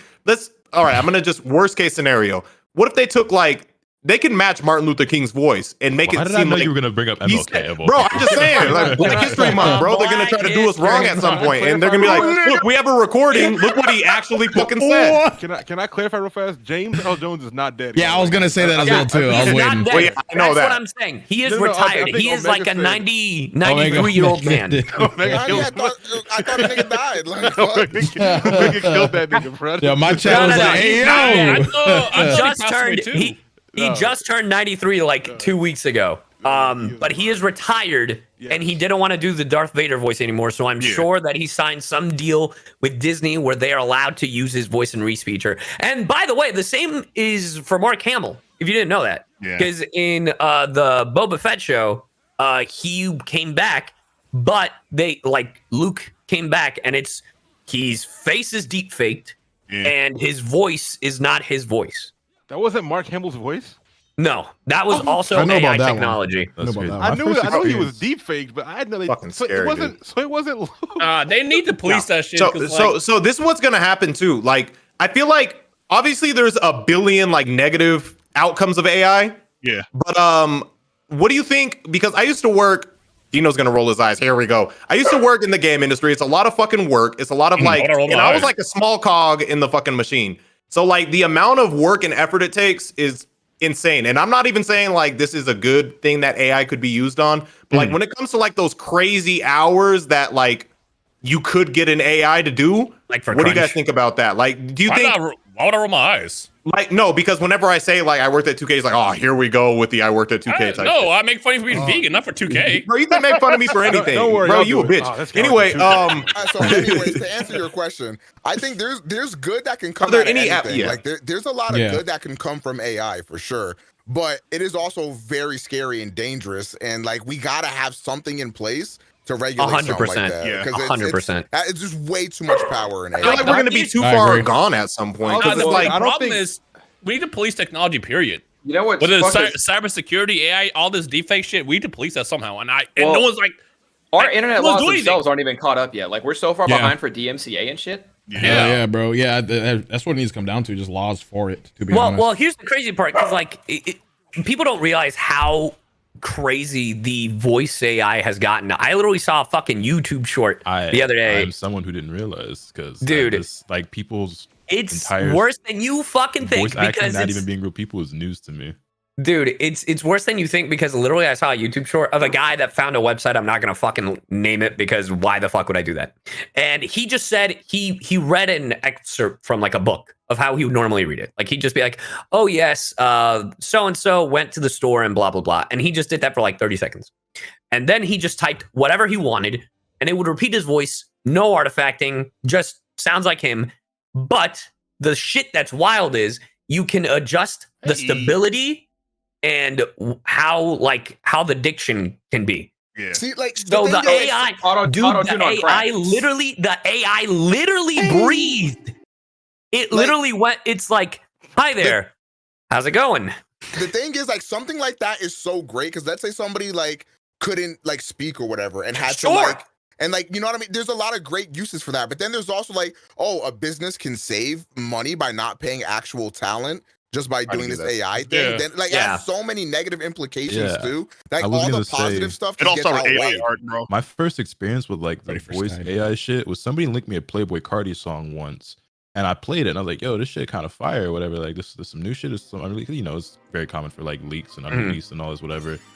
And then come to find out, it wasn't even really Playboy Cardi. It was some AI shit. I was like, what the fuck? And at first I was like, yo, this is kind of cool, right? I'm bumping the song and I was like, how the fuck? Yo, that shit kind of weird. So I'm like, if we can do stuff like this, and this technology is obviously going to grow in very clearly, it has way more than I realized. You get to the point, and obviously we've already discussed way worse things, but like, you have artists like, for example, like X or Juice WRLD who are passed away. They're still coming out with albums that aren't even actually done. It's all AI and shit. Yeah, bro. Yeah. Bro, the X shit is so crazy. Like, I feel like they could. I had a thought. I'm sorry, I had a thought just now, and like I know it's fucked up, but it's just a thing that entered my head, and I don't have a positive or negative feeling, but I just want to share it with you guys. My grandpa died like 15 years ago, but we have old recordings of him talking. Like I could have a combo with my grandpa kinda again. Yeah. Isn't that fucking weird to think about? Yeah, you sure. Like that, like my brain's going through it. Like that's not right. Like that could be really bad. I don't know. Like there's, they could have. They can take the hologram of Tupac, get his voice, act like, yo, what's good, Coachella, and do some shit like he's not even there. Imagine how music would go. That's what's crazy. Too. They might, because like you know how contracts are. Shit like that happening. Like you know how contracts are in music now. Like imagine it's like you're signing legitimately your life away. Like when in death, they're still gonna use this shit. Like, on some Black Mirror shit, bro. That's why you still get all these posthumous albums and stuff like that. And that's what I'm saying, because like I don't know the details. Like said the artist I spoke of, right? But like Juice and X, they both have had posthumous albums come out. The labels clearly still have rights to their music and their likenesses and stuff. That's why like these documentaries and music videos and all this shit is still coming out. Like if they really want to milk it even more, because I don't believe that, let's say for those two specifically, that so far the label has dropped shit that wasn't actually them and is AI generated. Because a lot of those songs that come out, I heard them already before they before those albums came out. But if they really want to, they can do that shit. Bro, and I mentioned the game thing possibly being like a good thing, but like the way it's looking, there could come a time where somebody makes an entire, like the whole game, they didn't hire any voice actors, they didn't like code anything, they literally just had an AI make an entire fucking game. The thing is, that's cool. That's for like what I'm worried about. That's cool for the one guy in the basement who just has a passion but no money. But it's If bad he made because, the AI EA's gonna thing, do then that. it's like, then it's cool. Yeah. But like if you're just like, The problem is that if the big corporations like Ubisoft or EA start doing that, and now all of a sudden hundreds and hundreds of people start losing their jobs. They start pumping out games like 9 AAA titles a fucking like year or some shit. You know for a fact Ubisoft would be the first to do that. How quickly do we think something like that happens though? Because you could take a look at, let's say, you know how like McDonald's has like kiosks and shit now. It's like all those touchscreens and stuff. But like McDonald's still has workers. But like we could definitely unless it's policed, I think it like potentially it could happen like within the next 5 years. Soon, There's already a game thing out. Yeah, I was about to say, I think like if Ubisoft like could do it logistically, they would do it right now. Like no question asked. Dude, I feel like Ubisoft will announce a game at the end of the year that will be like that because they were like a few months late to the NFTs, and by the time they got into it, NFTs were all on fire, which good. The NFT wave was crazy seeing companies talk about that. Yeah. Bro, Okay, hold on. Let me ask you a question about morale here. Okay. Picture a company does do this AI bullshit, right? Or they don't pay anybody, they just like completely just build it from the ground up, but it's a game that you like. It's something you've been waiting for. Like what? Naruto Fighters. I don't know, fucking Naruto Fighters, Spider-Man 2, any game you're waiting for, the next God of War. What do you do at that point? Well, at that point, I feel like I don't it's buy gonna, it. I don't buy it's gonna become. But do you actually not buy it? No, but that's the thing. This is what it's gonna be. This is what it's gonna be. This is what it's gonna be. It's gonna be similar, different, but similar to. I think basically people are gonna have a lot more morale calls when it comes to the purchases of video games and certain titles. You're gonna get a lot more like ethic call outs, like oh, you're gonna get this. No, I was gonna segue into that. I was gonna say like we're already kind of there. But I don't even think it's a morality thing with the AI thing. I just think that, like, for example, if Persona 6 was made exclusively by all AI, like, I just don't think that shit is gonna hit the same. And like, I don't want. But well, yeah, if it was made in like the next couple of years, but with how fast this technology like it might be indistinguishable. Yeah, like if in like 3 or 4 years, you know what I'm saying, there's a completely they're already making entire scripts and shit. You know what I mean? Like it's like. Again, it was small scale when people are like, "Hey, AI, type my entire paper and make it sound like me or whatever the fuck." That is actually a thing. They can do that for like the whole script of a game. The paper shit, I've seen that. You have AI writing paper for you and shit. Yeah, like I'm saying, like, what if you get Drama Fighters 2, Psychonauts 3, like games that you like actually love and they're good? What do you do in the situation? Do you like? I feel like at this point, as influencers, that's our job to kind of make sure we don't let gaming go in that direction. Like, I don't know. I'll put a stand for sure. Look, I'm not saying. Yeah, go ahead, Omega. You go first. I'm not gonna cop that shit because I don't want to send the signal that I want like Atlas to start doing that with every Persona game. Like I don't want to let them know that I'm okay with them doing that shit. But here's what's crazy. Here's the thing, they don't have to tell us. They don't have to tell us. Like they could do that whole thing. That's what I was gonna say. And that's what's crazy. Since there's no policing, they don't have to give a disclaimer like, "Hey, this was made by AI." They could sell it to us. But if you're and then we saying find out later, then there is no conversation because if I don't know, I mean, I can't do no. nothing. But I'm just saying because you're saying like it won't be as good. You're saying it won't be as good, but like I'm saying, like, what if you get it? That shit's like fire, and then like you say later it was like, oh, this was AI. Yeah, but I think the question is like, and like you've already went through like your whole dick writing phase on Twitter and shit. What you're asking me right now is like, what if a meteor starts hitting the Earth? Like, no, it's not like that because this is something that could genuinely happen.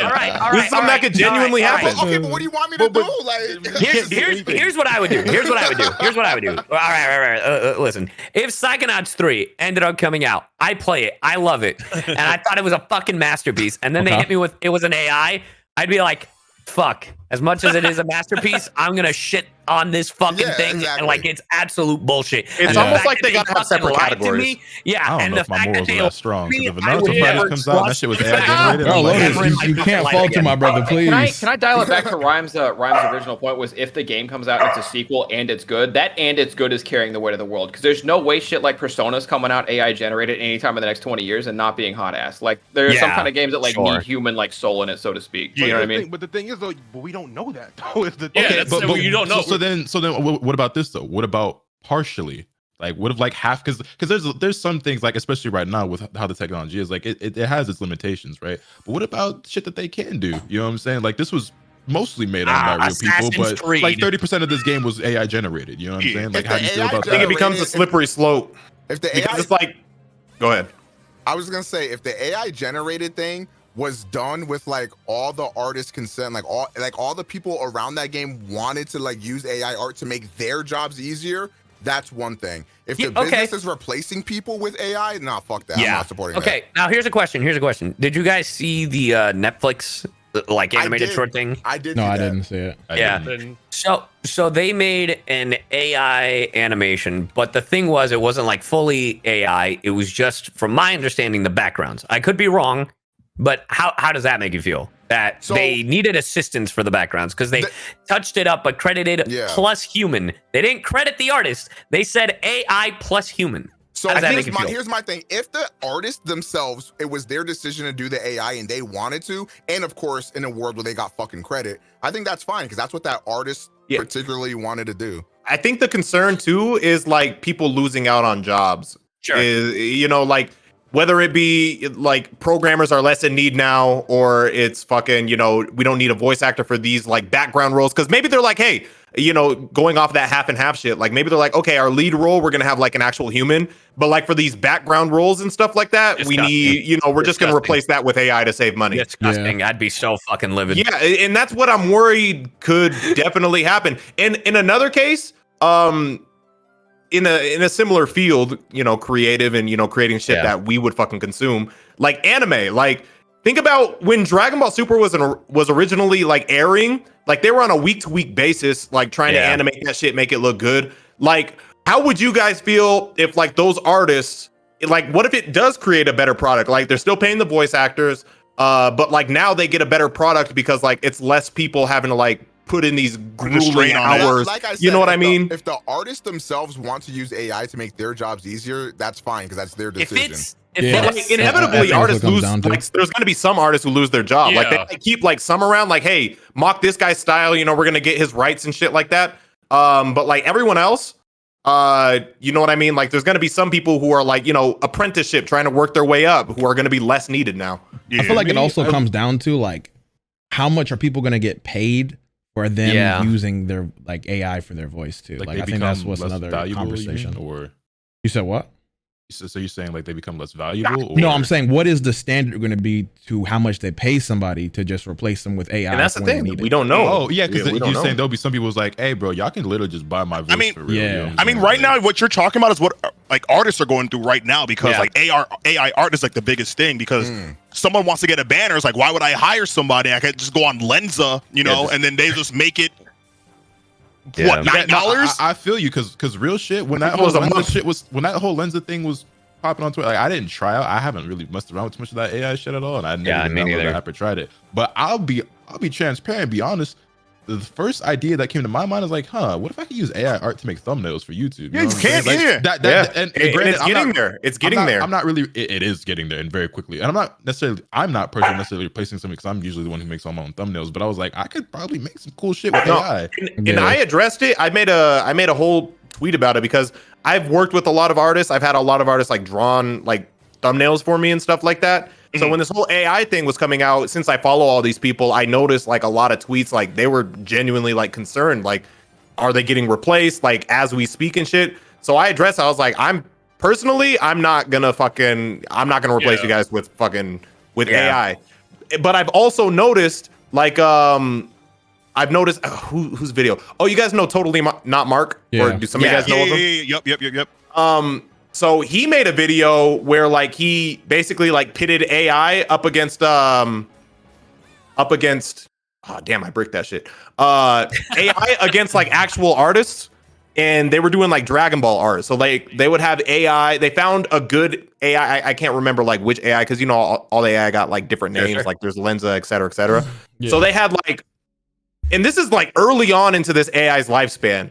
And it was obviously there was some issues and like, you know, they can't draw hands, et cetera, whatever. But like some of it was like, you know, you tap a button and I could see the appeal of like you just tap a button and you have a drawn picture of Vegeta doing this, whatever. And it might look a little fucked up now, but like this is an infant AI.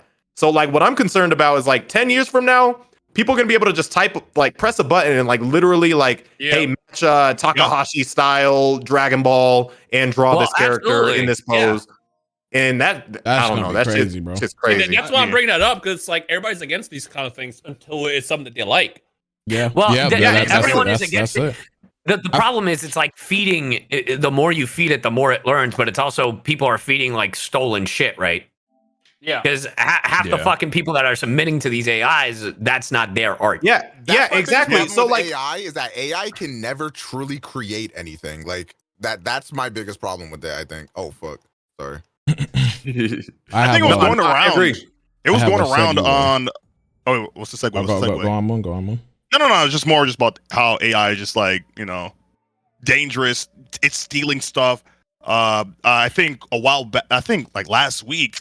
There was like this church Patreon thing, and it was just like church women AI photoshopped onto like models' bodies. Oh, you retweet this, yeah. And like the fact that like you're gonna put that behind a Patreon paywall and then like generate like stolen art and like mishmash it together. Yeah, that's kind of nuts. So much of it is just criminal, and like I think that's my biggest concern because even if you like train the AI to like fucking, hey, fuse this artist style with this artist style with this artist style, and then at some point you're not gonna be able to distinguish like who you stole from. You know what I mean? And then nobody fucking wins. Like, yeah. And then it's just like, yeah, you gotta police this shit. Mm-hmm. I was gonna say, you know, there's I guess what we're gonna see in the upcoming future. But what do you think about? Now, this is something I more have to ask a question towards because I don't fully understand why this is a thing. But you guys, I'm assuming you saw or heard about the video MrBeast did with curing. Was it? Oh my god, the blast on that was insane. Okay, explain to me the angle someone could hate on that video. Okay. So what I saw, it wasn't even reasonable, but the only thing that I was like, I see what you're saying, but you're fucking tripping because like the amount of good heavily fucking outweighs the bad. This is what some people were mad about. Even the actual bad, the potential people were mad at the presentation of MrBeast standing there with a kid with tears in his eyes with the blindfold. And I was like, I get that. The thumbnail's a little fucking OD, but like what he's doing, like that's what should matter. Yeah, just a net positive to be honest. Yeah. Okay. Some people are mad that he monetized the video or whatnot. I can offer a much different perspective on this, I think, because I think and other people are mad at the system in general. They basically say he's exploiting poor people. Well, I mean, he not is. But is he not? So here's my thing though. They gain vision. Does the good of what he's doing outweigh the exploitation? Yeah, that's what it comes down to. Okay. Yeah, does it not feel dystopian to you? Is that normal though? Like, that's not peaceful. What's fucked up? No, this is what I think people are mad at the wrong thing. They should be mad at the fact that it takes a 10-minute surgery to cure 1,000 people, but they don't have access to that shit. That's obviously wrong. People should be mad at. But that doesn't make me like excited to see that video because one is here's my perspective. Number one, thumbnail is crazy. Obviously, you know that. Yeah, Number two, absolutely. Let me look at the thumbnail again because I gotta take a peek. Someone post the thumbnail. Did y'all see? Yeah, I've never actually seen this. Yeah. Did y'all see his tweet about like the rich people money thing and then Twitter complaining whatever?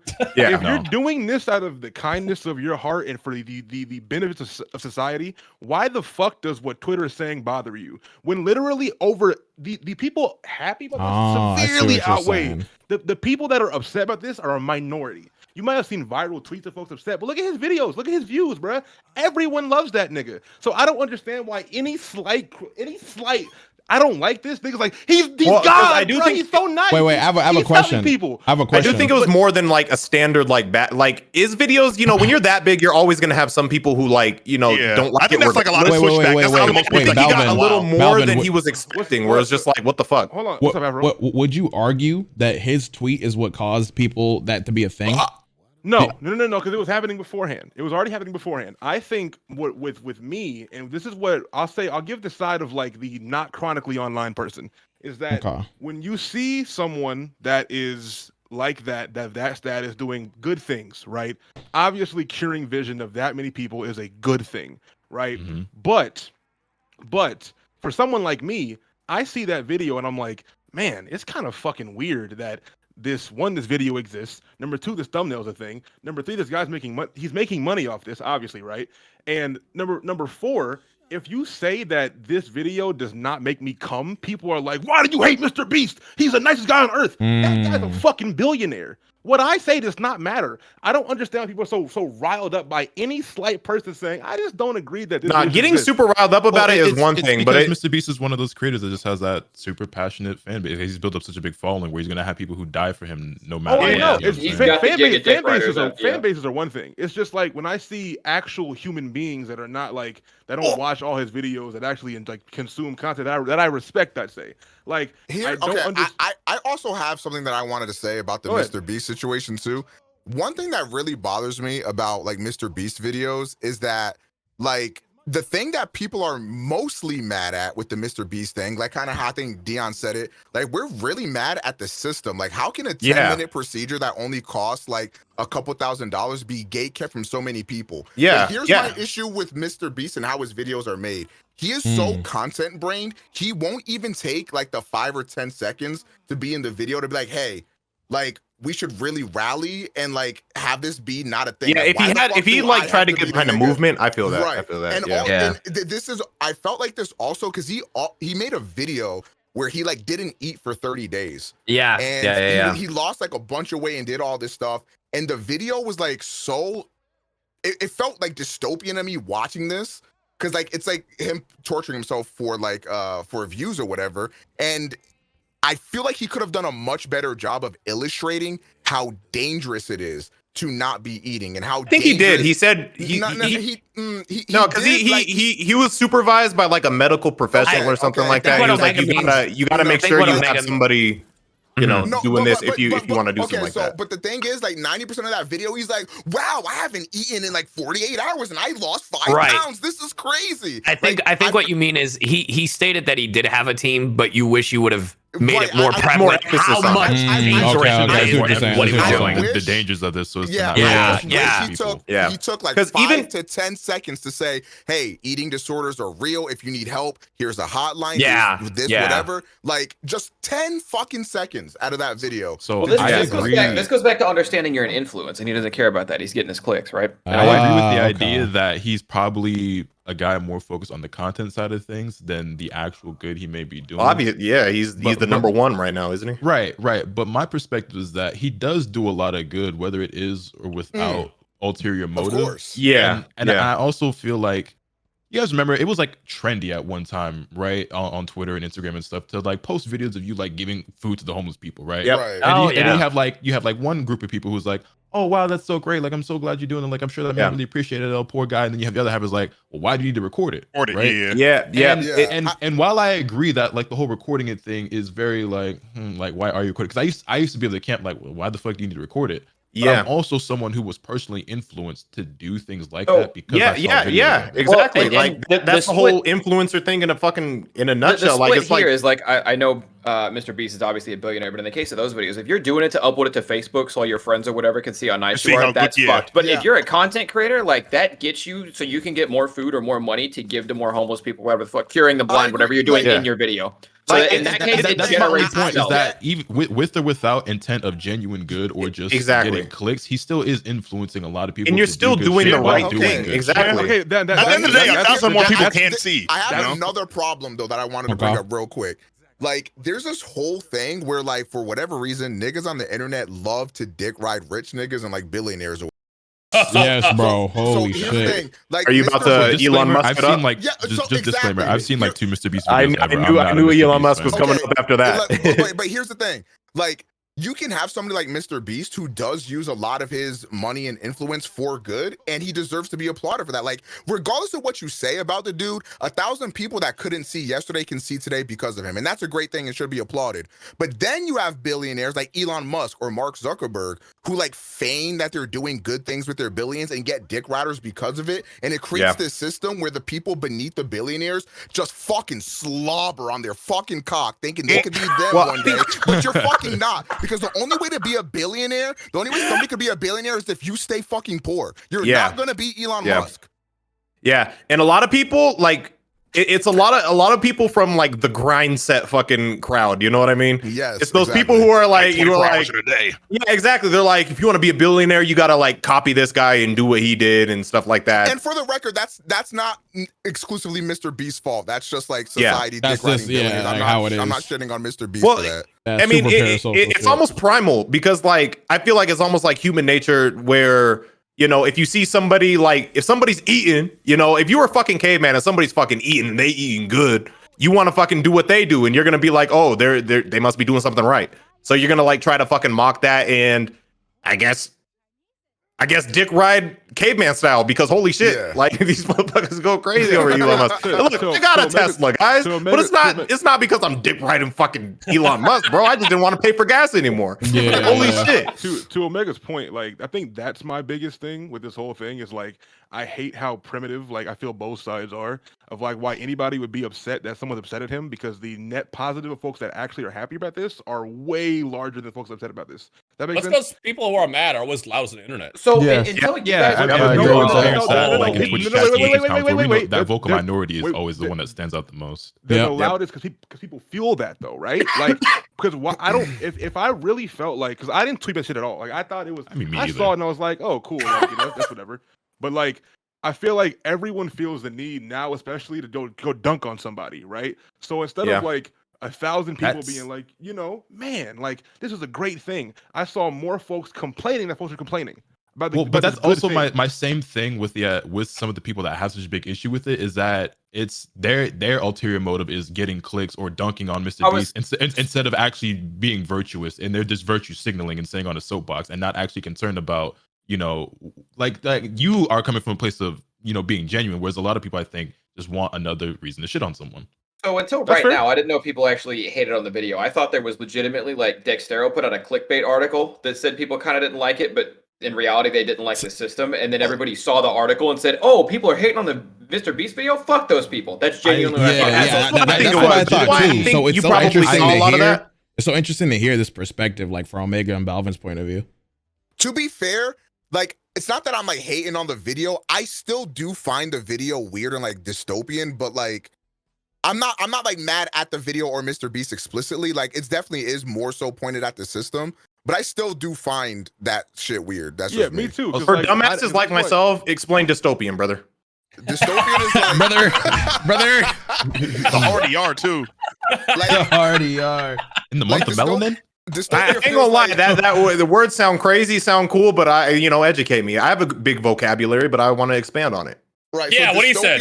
Dystopian is like kind of like the downfall of society type shit. Like, have we really gone to the point where we can't take care of each other, to the point where like some dude with a cinema camera got to walk around and cure niggas blindness because our government has failed us so bad? Like, how is that gotten to this? I think that's more of a reflection on society then.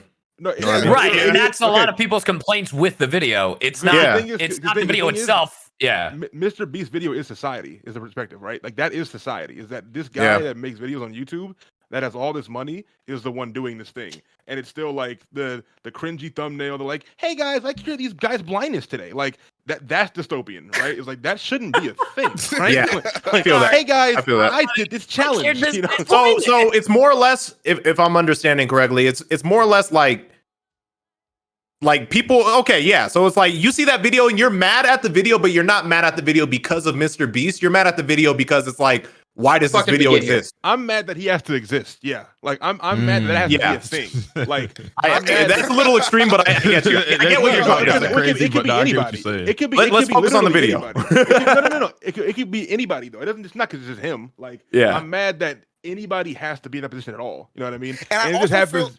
I feel like another bad thing too is that like everybody like is, or not everybody obviously, but I think like people, this might be like just my headcanon. I feel like niggas dick ride MrBeast because they think like MrBeast could change their like to yes, song. no, I think that's facts. I think that's facts. That definitely is a thing. There is a lot of that. So I can see that. And that's another thing to me too is like, okay, 1,000 people that couldn't see yesterday can see now because of him, but unless we fix this system, there's still thousands that still can't see that MrBeast couldn't help out, and that's not against MrBeast, by the way. He can't obviously he lowered the number. Yeah, he lowered the number. Anything like he helped them out and brought awareness to like. Okay, but that's my problem. Is that okay? So one thing that he did do though that I really did like, he did tweet about like, I shouldn't have had to do this shit. Like what the government should do. And I was like, all you had to do, if he said that shit in the video, I'm not. I mean, I can't really. We're just start a movement, like, hey, let's start a fund and cure, like, more. Let's we know his movements have power because he did the plant the trees thing. And he did the clean up the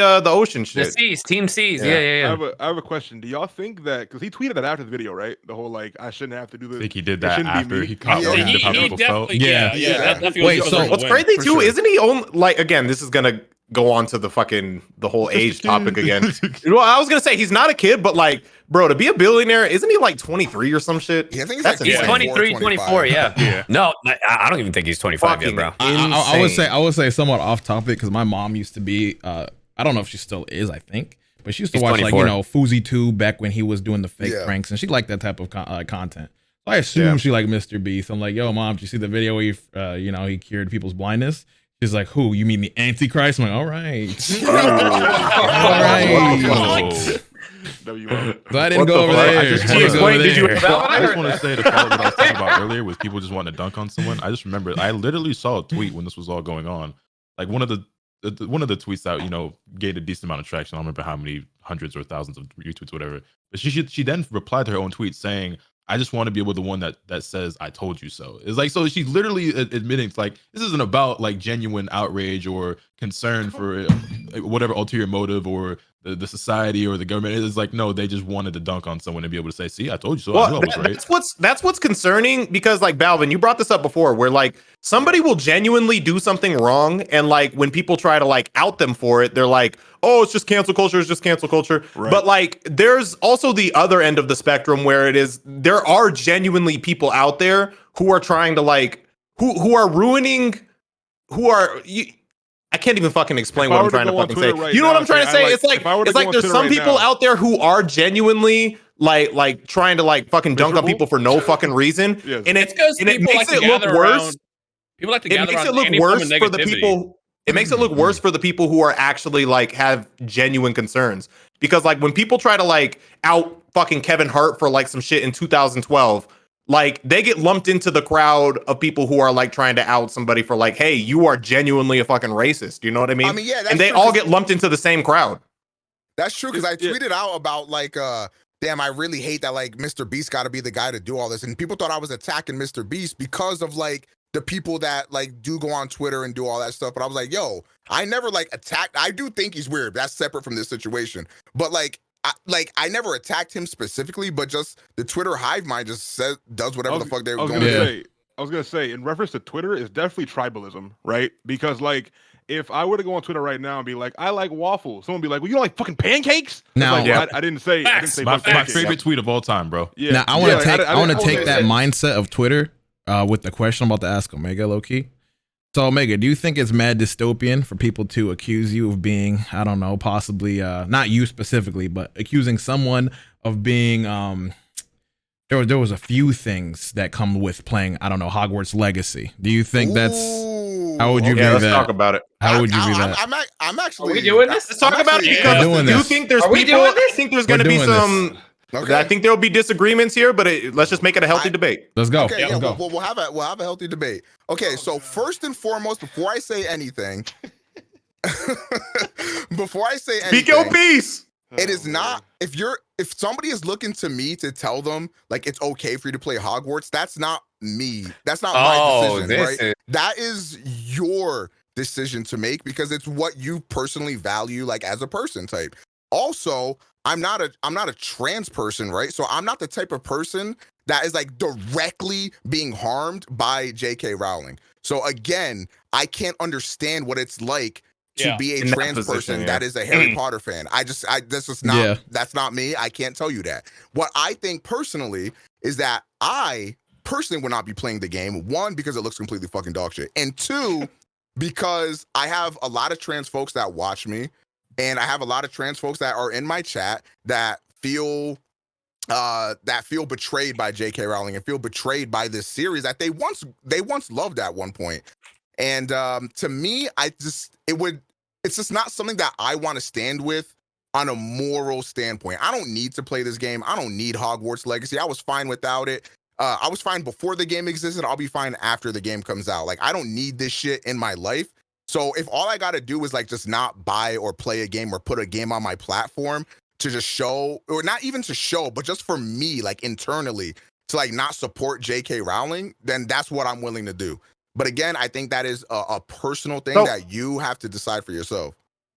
You know, I think a quote unquote problem with discussing things like this, like, and a lot of the topics we addressed today, that pretty much everyone in here is a very level-headed and also open-minded individual that doesn't go to the extreme when we're discussing things like this. That shit. Like Twitter and Twitch will. So you know what I'm saying? But I go on. Well, yeah. I mean, when someone said as a debate, I don't know who said that in passing. I don't think anybody's going to fully go for like. I think this should be played by everyone. Like, we can just have a conversation. Like we'll address the extremes that we all see, but none of us feel those. I also wanted to throw on that regardless of like what you say or what you do, like buying this game is supporting J.K. Rowling. There's nothing you can do. Like, okay, there's no like ifs, ands, or buts. So let me ask you that though. Like, do you feel like the argument should be supporting J.K. Rowling or more of a morals? Because whether you get this game or you don't, like, let's say if this game flops, like J.K. Rowling is still living pretty for generations, She's right? Still a billionaire. So I feel like the argument should be like, do your morals align with touching this game for the reasons that, you know, apply to you? I mean, to me, it's both. Like, to me, it's like, I know what J.K. Rowling stands for, and I don't want to support anything that she's involved in. And it's also like, I don't want to contribute to her ongoing success because she gets like all the money that she gets from the money, the notoriety, all that from this series, she is using to spread anti-trans bullshit, and even has used that exact money to usher in laws that are anti-trans. Like, I was gonna say, just to give full context, can we just like, just so people who have no idea about the whole situation, the creator of Harry Potter, the author, J.K. Rowling, could you guys give, because I don't even know like exactly what was said, or like, I know obviously there's anti-trans stuff. She shares the belief that trans women aren't real women. Which is really tweets this shit out every day along with giving money to anti-trans. I didn't know the full. I heard like, I was like, okay. Wait, I have a question for Omega before I forget. I know like what. Go ahead. It's a two-piece question. So, do you believe the argument of separating the artist from the content?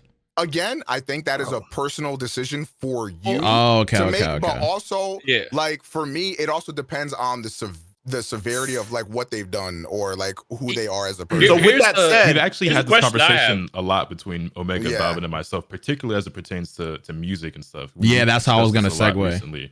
Because like we listen to rappers who are we are either in full confidence of believing or without a shadow of a doubt are murderers, drug dealers. And we still listen to the music and quote unquote support these artists. Now, obviously, we don't condone these activities, but we do still listen to them. But then there's other artists like Kanye, for example, in recent times, who a lot of us, probably most of us, even in this call, admired, looked up to, and didn't necessarily like, try to mimic him or copy everything. But he got us through some really tough times. His music really meant a lot to us, and things of that nature. And now it's like can't really even listen to him at all because of the things that he's saying and doing these days. And it's like it is a case by case basis, and it's person by person on who you choose to support and who you don't, and like what crosses the line for you and what doesn't. And it's gonna always be a constant like internal struggle that you have to deal with. And I know it's something that I've been dealing with personally.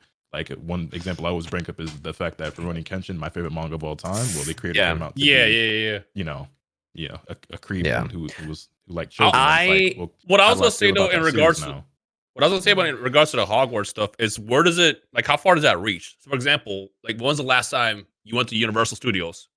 I've never been actually. Well, I was gonna say you go. Here's the thing, right? That money Like, goes to her because they have Wizarding World. Like that's the thing. Well, Like, I thought it was if you spend money at Wizarding World. I don't know how. I've never spent money like, on that, but for example, right? I frankly, because like Omega said, the trans things with J.K. Rowling, I'm aware of it, but it doesn't directly affect me, right? So it's not something I'm constantly thinking about, and it can very easily slip my mind or just not be, on my brain. So prior to like this whole Hogwarts Legacy thing gaining a lot of traction, I was rewatching the Harry Potter movies, not even really thinking about that. You know what I'm saying? Yeah. And I paid like to rent the movie on Yeah. Amazon. And then like after the fact, I'm thinking about it in retrospect, like, damn, like now how do I feel about that? Like, now am I fucked up, or does this show like how I feel or where I stand on it? Because like I support the LGBTQ community and I'm in favor of trans rights and everything, but now am I an enemy for No, watching My the thing movie? is, Like, I rewatching don't the think movie? you're an enemy. Yeah, just because you watch it or like a fan of Harry Potter doesn't mean like, oh man, I hate train. Like that's like I feel like yes, it does support her, but like two things can be separate. Yeah, connected, 100%. Because like you were a kid when you got like infatuated, or for most people, you got infatuated with this series, this world, this universe, or whatever. Oh yeah, 'cause I before started you reading could those even books from, like before you I could started even reading like those books talk from about first grade. anything this complex. I do think there's hold on. watching childhood and buying the game. Look, hold on. I will say this. Look, Hayden is non-binary, so non-binary trans, right? So the only thing I will say, no, I don't think you're a piece of shit if you buy this game. I'm not speaking for Hayden, but I will say, don't be surprised if people who are against J.K. Rowling look at you slightly differently. That's exactly what I mean. Hold on. argument too. Afro, you good, bro? I was gonna give a disclaimer. He's I got taking this. a nap. No, I got this eye condition called blepharitis. So I have to get like a warm compress on my eyes sometimes when it gets really. Okay. So just ignore me. Just ignore me. Yeah, you're good. I thought this man was gonna That recline. nigga just got to touch his eyes transferred into his Yeah, low key, bro. It's He's just a ton of Mangekyo. He be straight. Bro, I got so to follow up what Omega was saying, or a question for Omega, because you're basically saying like it's not, it's whoever's choice, to kind of like make that decision on, where they stand, whether they think it's fine, and you're personally not going to do it. So with that said, do you think there should be, and obviously should is kind of like a loose word, is probably not the right word here, like pushback on like people who do choose to, play Hogwarts? I actually agree 100% with Sayu. I think like if you decide to buy this game, that's on you. But if people that are anti J.K. Rowling look at you weird, you have to live with those. You have to accept that. You have to accept that. Okay, but how do you think that's valid though, to the same degree? Can I go? Go on, I've been waiting for Balvin. Oh man. Sorry, I'm laughing at Thunder. I've been waiting for Balvin. This is gonna be good. All right, so yeah, I know where Balvin stands. So Harry Potter, right? Let's. I want to reiterate what Omega said. Number one is that none of us are trans. I know Sayu's partner is non-binary trans, but none of us are trans. So this conversation is kind of none of us, I think, are 100%. It's moot to the point where we shouldn't be the like, say so when it comes to this. We're not the voices. We're not the authority. Don't listen to us. We should still give our opinion on this, but we're not the most well-equipped crowd to have this discussion. Number one, I want to say that right now. But for my opinion on this, I think I tackle money first. I don't think money and how much J.K. Rowling benefits off this is the key thing that I think you should look towards as far as your how you morally you morally consume this game. Because at the end of the day, whether she makes zero royalties of any other IP going forward for this product, the art itself that she made is reflective of her. It is her art. It's 7 books. It is her characters, her world, her universe. I know he would say separate the art from the artist or whatever, but the thing is, these are her. This is her world. And it didn't even hold up that well as far as society goes, because there's the only Asian character in the book is called Cho Chang, by the way. So if we want to talk about how it held up, I feel like it didn't really hold up that well as far as, how it viewed minorities and the goblin stereotype, because I want to talk about that as well. Oh God, because the goblins in that universe, the slaves, by the way, which are based off of like Dobby and the house elves, or they are a very they are based off a very anti-Semitic cartoon that was about Jews earlier in. This is the first I'm ever hearing of that. Yeah, I didn't know about any of that. Wait, go correct me. I think you're talking about the dudes who work in the bank. Yeah, he's talking about the goblins at Gringotts, which are very stereotypical anti-Semitic representations of Jewish people. And then there's the house elves like Dobby, which are an allegory for racism, except the house elves want to be slaves. So right, okay, thank you for that correction. I appreciate it. The game itself is about, correct me if I'm wrong, it's about them rebelling, right? Am I correct on that? I have no idea. No idea. Okay. Yeah, I don't know. From what I understand, the goblins are rebelling. You can choose to side with the goblins. That's all I know on that. But yeah, that's like the theme is that the goblins are tired of. I'm sorry. So the game is about helping or stopping a slave rebellion. Is I don't know if they're rebelling as slaves. I would need. Yeah, I don't know like the plot exactly. I'm asking genuinely. Okay, it's okay. So forget that point then. So I'll stick to the actual the main service point of the game, right? So J.K. Rowling is not someone that you can dig up their old tweets and be like, oh, she said something back in 2008 or 2005. Every single day she is making it her life purpose to progress the removal of trans people or trans women in particular. She is actively against trans women. It's not like this is not like a once every once like the old tweet. No, her life, part of her life goal, her new books she's making are all actively against the existence of trans women. She donates to anti-trans charities. This is part of her life. Okay, this is okay. So, how I feel about you buying or playing the game or whatever, I think that a lot of people grew up with Harry Potter. It's very near and dear to their hearts. This, that, and the fourth. I think Sayu personally wrapped it up as well as you possibly can. You can buy the game and not hate trans people, right? You can buy the game and not be this evil, vehement person that you might think you're being accused of. What you have to accept is there are lots and lots of trans people, women in particular, that are saying, hey, this property, this game, this art that some of them grew up with as well, the author is actively against me being a human being and having the basic rights that you all have. And that if you play the game, am I going to go around calling you this evil person? No, that's not my bag, right? But you do have to accept that you are okay with being a part of this, being a part of promoting this art that this awful person is behind. That's a perspective that I never thought about. That's interesting. Yeah, I mean, I guess, like I said, it's like dependent on the message and the severity. Because like take Chick-fil-A. Like there's some people just like they'll say as like a joke, like, oh, I'm gonna be homophobic to have Chick-fil-A. Like that don't mean that they're actually homophobic, but there's there is definitely an active. There's definitely an active it's obvious like the severity of like what's going on, and it's up to you whether or not like this is like I guess the hill you want to die on, or like the message. Yeah. Also, I also feel like it's a little different with Chick-fil-A, because it'd be like if you went into Chick-fil-A and they were like, they had signs all over Chick-fil-A that said, if you're gay, get the fuck out. Like, true, but they still like actively fund. No, yeah, you're right.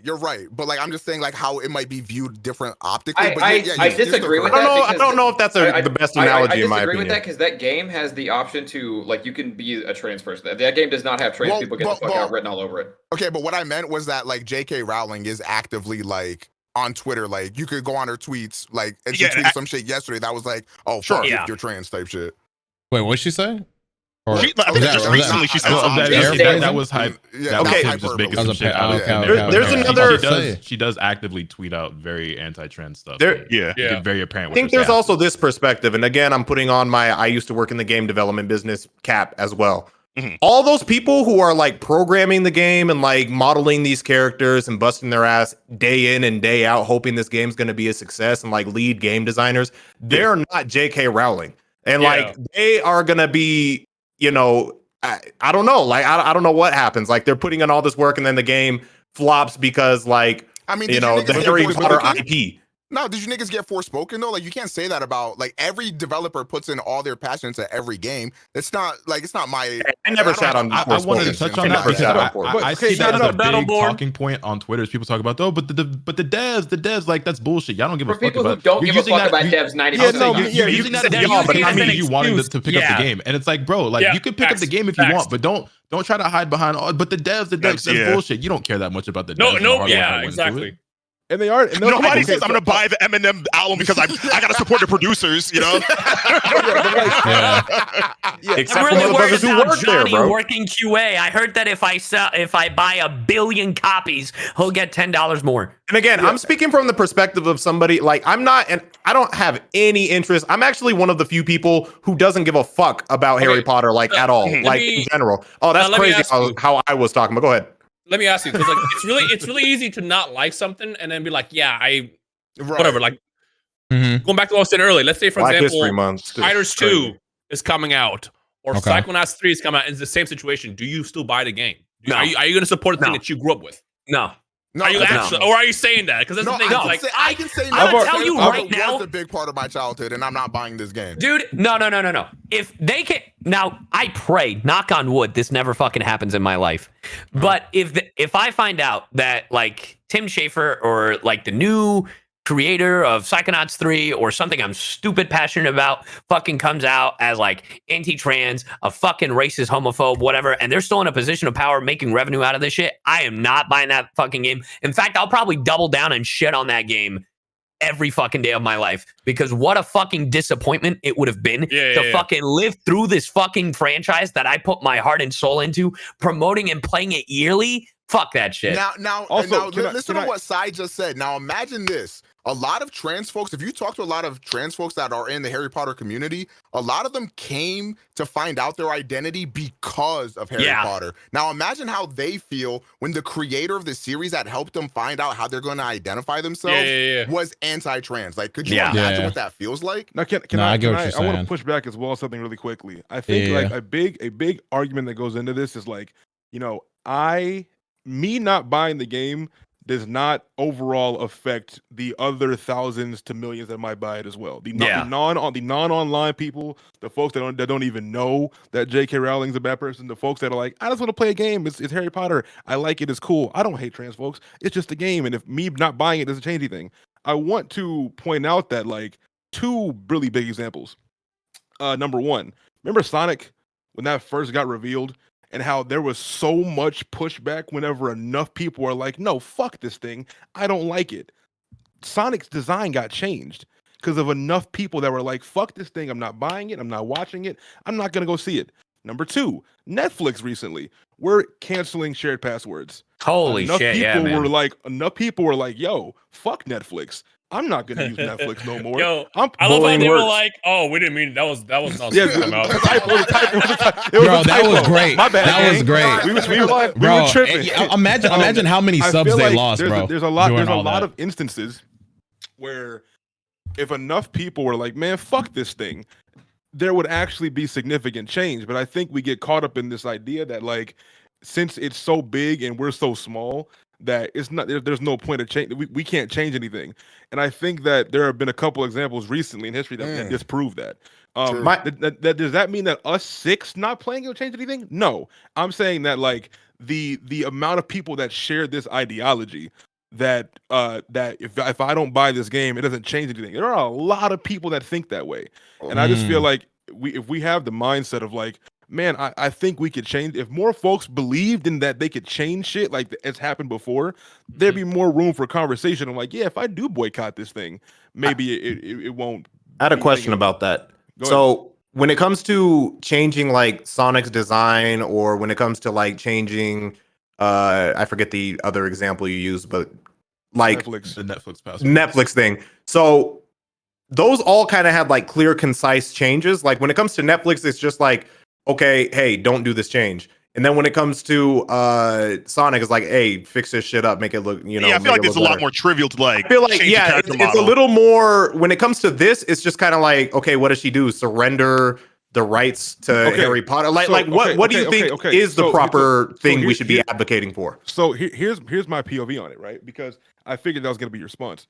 My thing is, I know that I live in a different perspective on this than most people because I am in the camp of like, I think that as long as this individual lives and this individual every single day is promoting the ideology that trans women should not exist and they're not real people, they're not real women, and that she's putting out books and doing speeches, giving lectures, and donating money to all things anti-trans, I don't personally feel that we still need to consume Harry Potter like that. But I know I'm in the minority in that category. So whenever I say that point, my point is like I know that there are a lot of people that say she's going to get money off this regardless. And I'm like, if that's your point, then I can give you these other examples of that. Actively saying that I'm not going to support this thing does cause some kind of change somewhere. Can I tell you what change it is? I can't really tell you that. I'm not. It's not my field of expertise. But my thing is, there are too many people that think that their action is non-action or would be non-action that they didn't do anything. I agree with you overall. There's a lot of people who don't realize the strength we have as like a unit if we all band together and just like make decisions because we're not small. Or if we do feel small, like once you stand together, then you realize that, we're fucking stronger than anything else in the world. Yeah, you know what I mean? Do you guys remember when the Xbox 360? Do you guys remember when the Xbox 360 was first being announced? I'm muted. I'm fucking no matter how stupid, much bro. I feel about this, Harry Potter is never going to go away. So I know that this point might be moot to some people. But I'm more so implying that like I feel like it's a little disheartening that a lot of people feel like that just because she might make money off this regardless still, or because the IP will always exist, means that we should just disregard her actions. Does that make sense? What about this? Like, does something like this exist where, and again, I'm not a huge Harry Potter fan. I wasn't even planning on getting the game, but I just like to kind of play devil's advocate a little bit sometimes.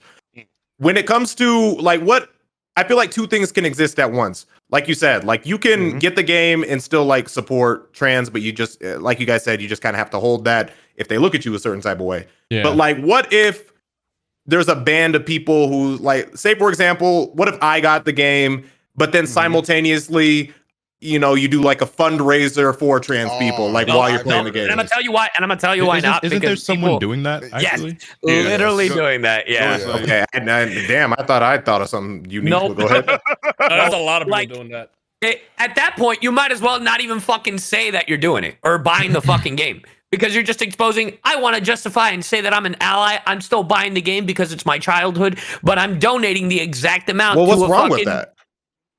It doesn't change anything. I feel like, She's still going to get fucking money. Also, you're promoting. Well, my thing is, I feel like the money thing when it comes to her is trivial. The like money the issue, inconsequential. The money when it comes to her, like whether she releases this game or not, she's filthy fucking rich. Like what? So like there is no fucking change there. My thing is like at this point, it just comes down to like your morals and like what you're trying to like promote as like an individual. So when you're getting this game, you show people like, hey, I feel this way about trans people and like they are people, et cetera, et cetera. That shouldn't be how people see Harry Potter. But that's the thing is that you have to understand that. I think it's just sad that this has become like a fucking like people's morals or morals. I want to address this because I'm seeing this across, because obviously a lot of us are live right now, and I'm seeing this across several of our chats where people are like, well, why do my morals have to be judged based off a video game that I play or a song I listen to or et cetera, right? It's like, why does everything have to be tied together in this way? Why can't I just enjoy something because I like this thing and not necessarily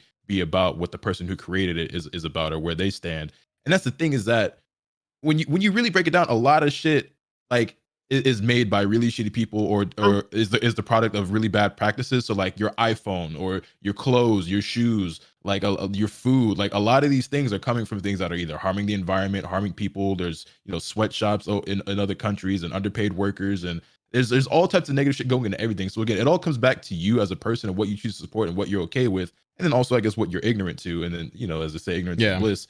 But it's just that where we are now as a society is that there are people who are informed about certain things, especially things that affect them directly or that they're passionate about, and they're going to have their own opinions and their viewpoints, and maybe form an opinion based on what you choose to support or listen to or play or eat or whatever. And as unfortunate as that is, and I guess I disagree with how strongly some people feel it and how they judge people on that, because but at the same time, it's like I can't speak on it because this, like, again, like J.K. Rowling and her views don't affect me directly. But even if it's something about like as it pertains to like Black people, right? Like if I find out like the owner of I don't know, like Dragon Ball, like a big not like that, but like a big manufacturer that creates like a lot of clothing or something. I'm not saying like a fashion designer, but like even just like me wearing clothes and stuff, like the sweatshops and stuff like that. Like we're all very much aware of clothing and shoes that we have coming from sweatshops and stuff. But you need clothes. You don't need Hogwarts Legacy though. No, for sure. But there's other, but the thing is, there's other clothing alternatives. I'm just using that as like a very general like example. But like even like more specifically, like there are certain things. There are a lot of products that we don't need to consume, and especially as it pertains to media. Yeah, like Nestle is taking water from people and shit like that, and just acting being awful all the time. Well, one thing I will say, because I was muted and I was talking to myself, it was going on I think someone was talking about, as a community, like we underestimate like the power we have. I was going back to like, you guys remember when the Xbox 360 was first getting announced and what they were trying to fucking do with online only? Xbox One. Xbox One. Yeah, sorry. Yeah. Bro, and everybody was mad, and we got that shit to change. Like I get where you're coming from. I just want to actually had a question for you, Afro, specifically. And obviously, there's no right or wrong answer. I'm just curious. When it comes to Hogwarts, like when I first saw like trailers for it, I think you did a reaction on it, right? Yeah. Okay, so like for you in your position, because I don't think I was going to make content on it regardless, but like from the content creator perspective, like how do you feel about like approaching this whole thing? Like, because you probably, I would imagine normally if you're doing a reaction on something, you're probably considering doing a playthrough at the very least. Yeah. So like, what do you feel in terms of this? Or are you asking this question? Or I don't even know if you're the one who brought this up. I don't think you were. Are you trying to get a feel for the crowd on like how people feel about this so you can like make an educated decision on whether or not you decide to play it? Well, genuinely, to be fair, Balvin educated me a lot more of the situation than I didn't even know of when he was spitting on it.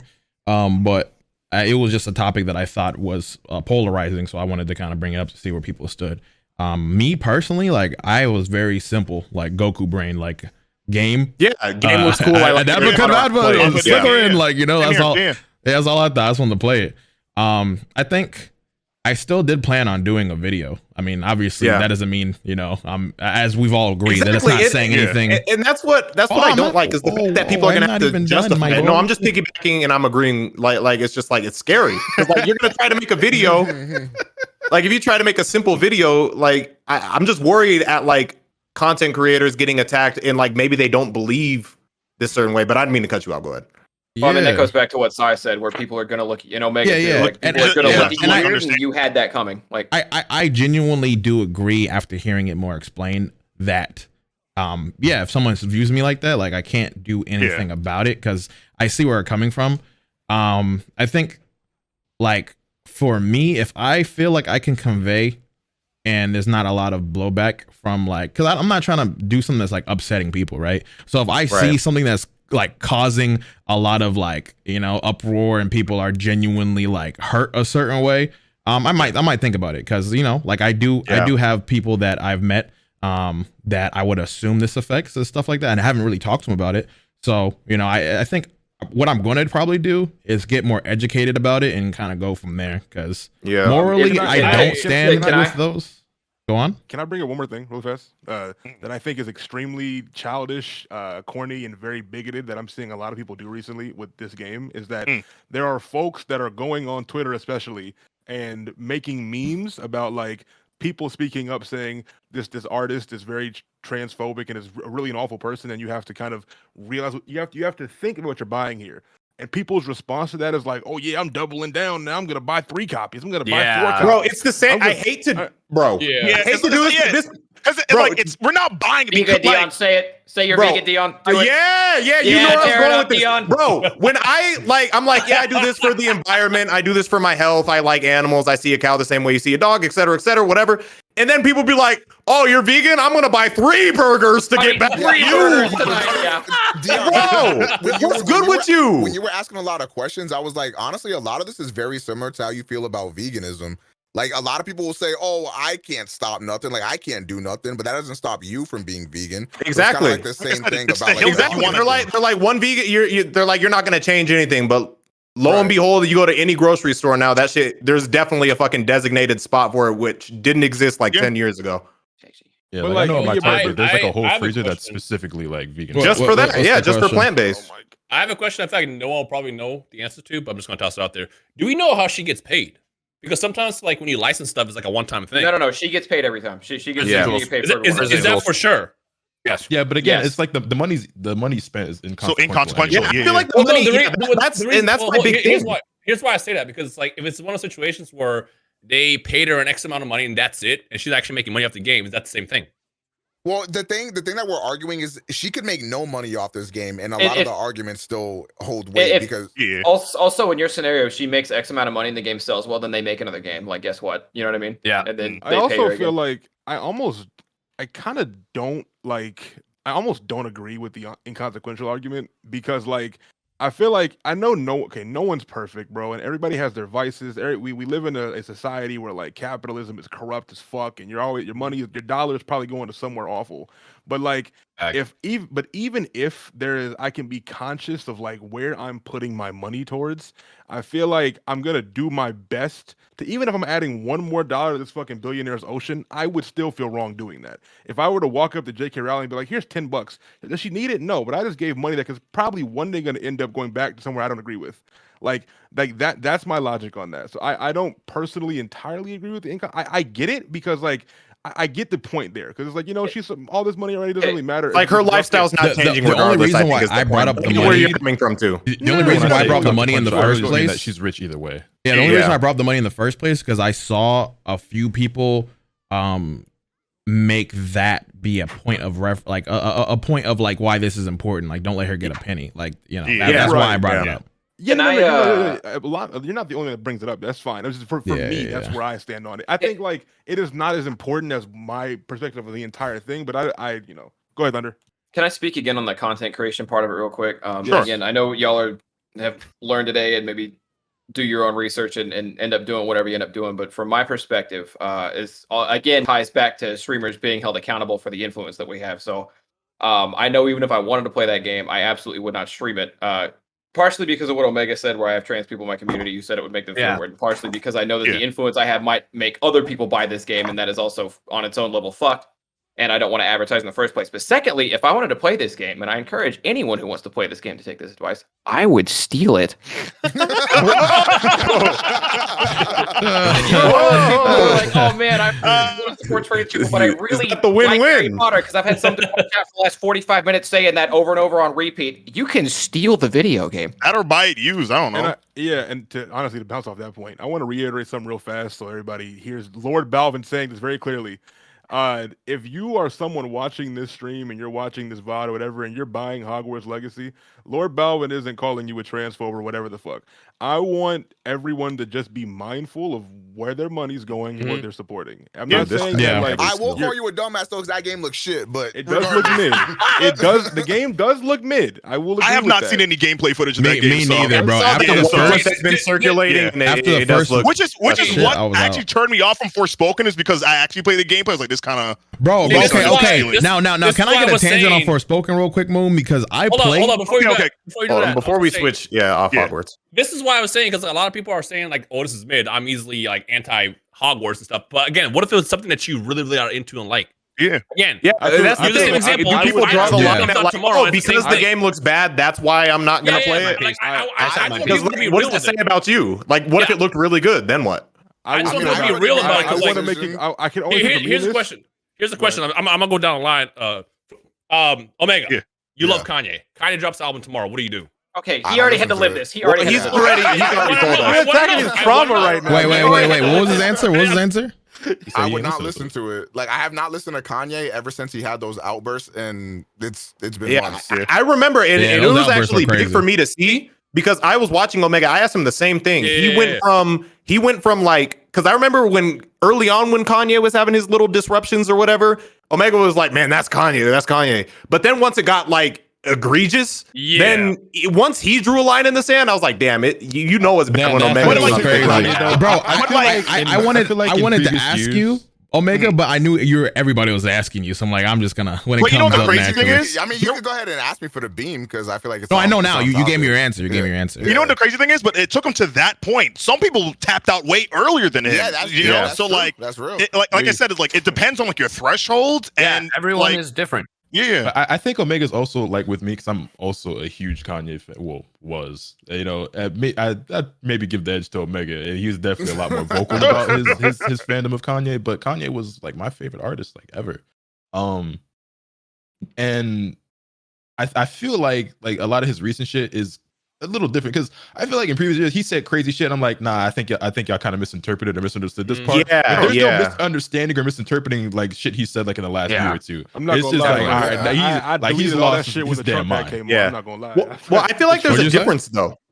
What'd you say? No, I said no for me for Ye because Moon mentioned Threshold. All that shit got deleted once the MAGA hat came on for me. That's when. No, for sure. That's a whole other thing, right? And I think he even at one point, and I don't know, he kind of like walked back on it, kind of realized the error he had done or like how he affected people. Because some people even before that. There was like a radio show. I remember he was on, and like someone broke down crying to him about it. And he I remember that. apologized and stuff. When he said like slavery was a choice and all that. Like, yeah, they started I bringing up all the stuff he was saying. Omega.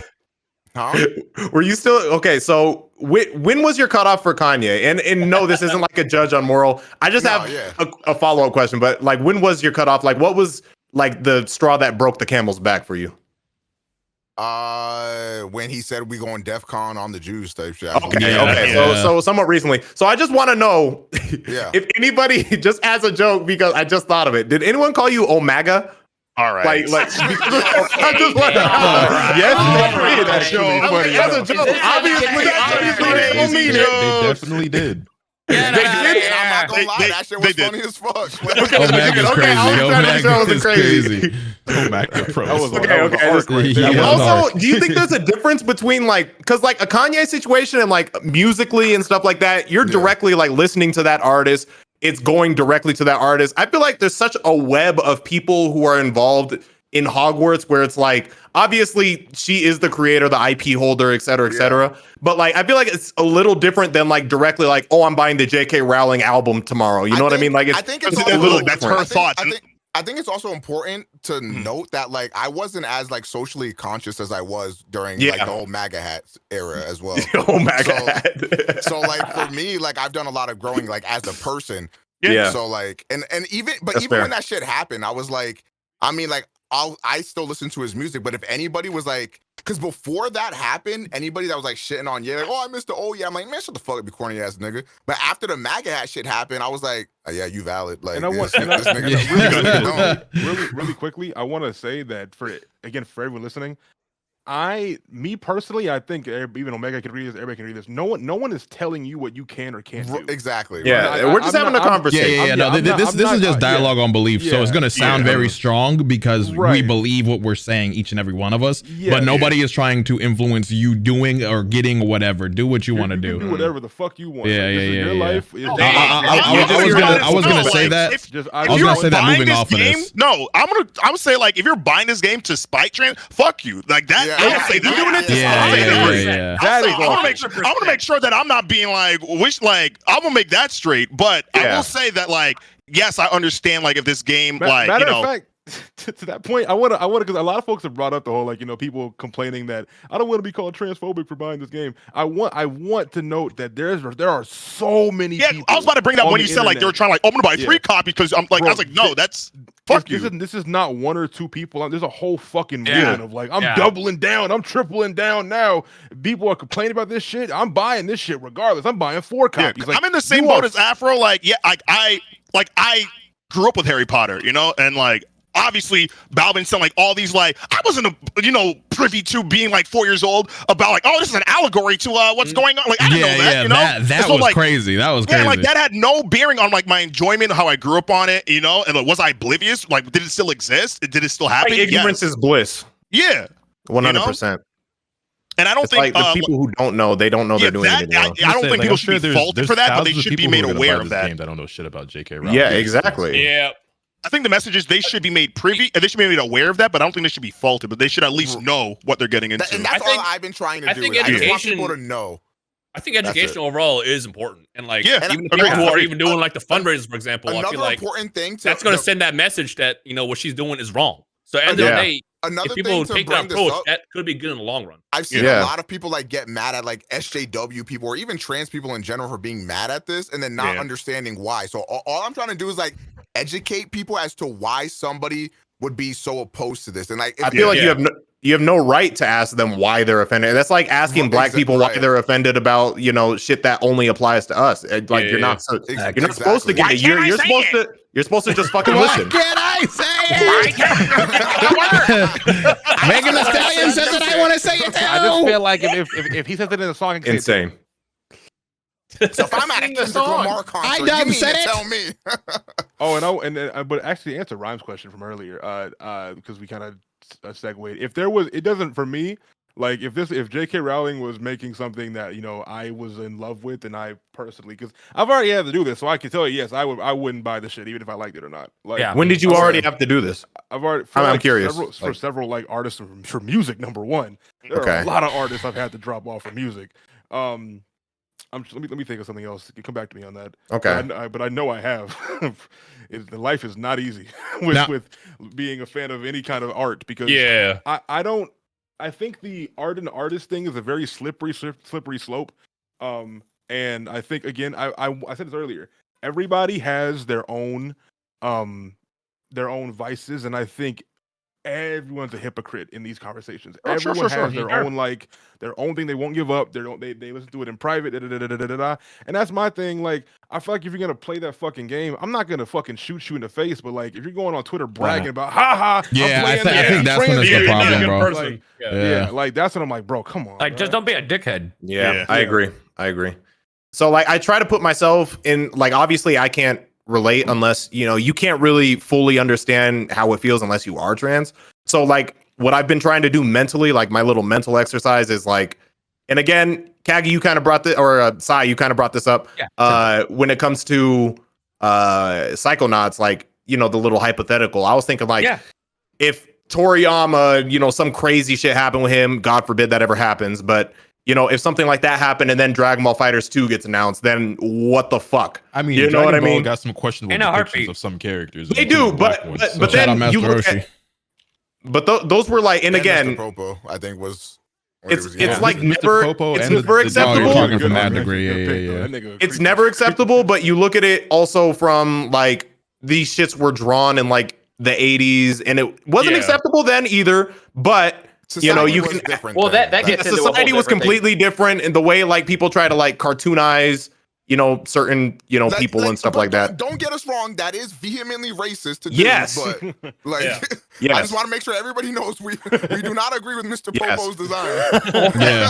Also, Mr. Popo's not technically a human, so I do gotta push back on that a little bit.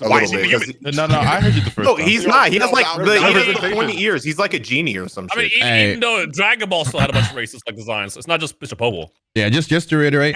Hey, shout out to Totaro though. I just want to reiterate, if you want to play whatever the fuck, you want to do whatever the fuck, you know what I'm saying? Your choice. We're just having a dialogue. But we are over the time. There was a conversation I wanted to have more so about like streamers and on a positive note, but I'll save it to the next beam, which will be there's a next beam next Sunday. Investing in the next beam. Okay. I mean, we have a lot we can catch up on. I was gonna pitch you some of the topics I had because it's kind of stuff we missed, but it's still relevant. So we're gonna do one next Sunday, 8 p.m. EST. Sorry, I saw one of your mods said cap. And if there is gonna be a situation to where there's not enough information going on, so we don't want to force a beam just to have it. Make sure you follow the Everyday Beam Struggle Twitter. And instead of doing the beam, we'll do something else, whether it be another series we have in the back that you'll see once that happens. But we're transitioning to niggas at night right now. You're just spoiling. You're just spoiling. That's crazy. But it would be niggas. We've been doing this for seasons. What are you talking about? But I'm spoiling as in it's not the same concept as before. I just follow my lead. I didn't even get there yet. Fuck. Guys, come on. It's Citizens at Night. Come on, bro. Yeah. You said he's not in media. Fuck you. At night. Let's go. But hey, This was a great beam. Shout out to everybody who came through. Shout out to the support. It's been actually insane. Can I say one thing real quick? Yeah. I just wanted to say, like it was good to have this conversation and like debate, but like we're all like homies and we're all friends. So like anything that we were saying is just like a conversation between friends. Just healthy talk. I'm glad we was able to have this. This is what healthy conversation looks like. Yes. For anybody that's watching please this take after notes. This is healthy conversation. Just because somebody disagrees with your stance on something doesn't mean you gotta fucking hate them. Yeah. Unless, depending on what it is. But one thing too, especially with the Seth shit, there does not need to be a power dynamic. Everybody can speak everybody equally on some shit. You know what I'm saying? We gotta put that out there, bro. If you had a friend group and you see a nigga who's always got the talking stick, you need to ask questions. Do I need to be here? Is this nigga? You know what I'm saying? Yeah, right. Good point. Fuck you, Afro. No. What the fuck?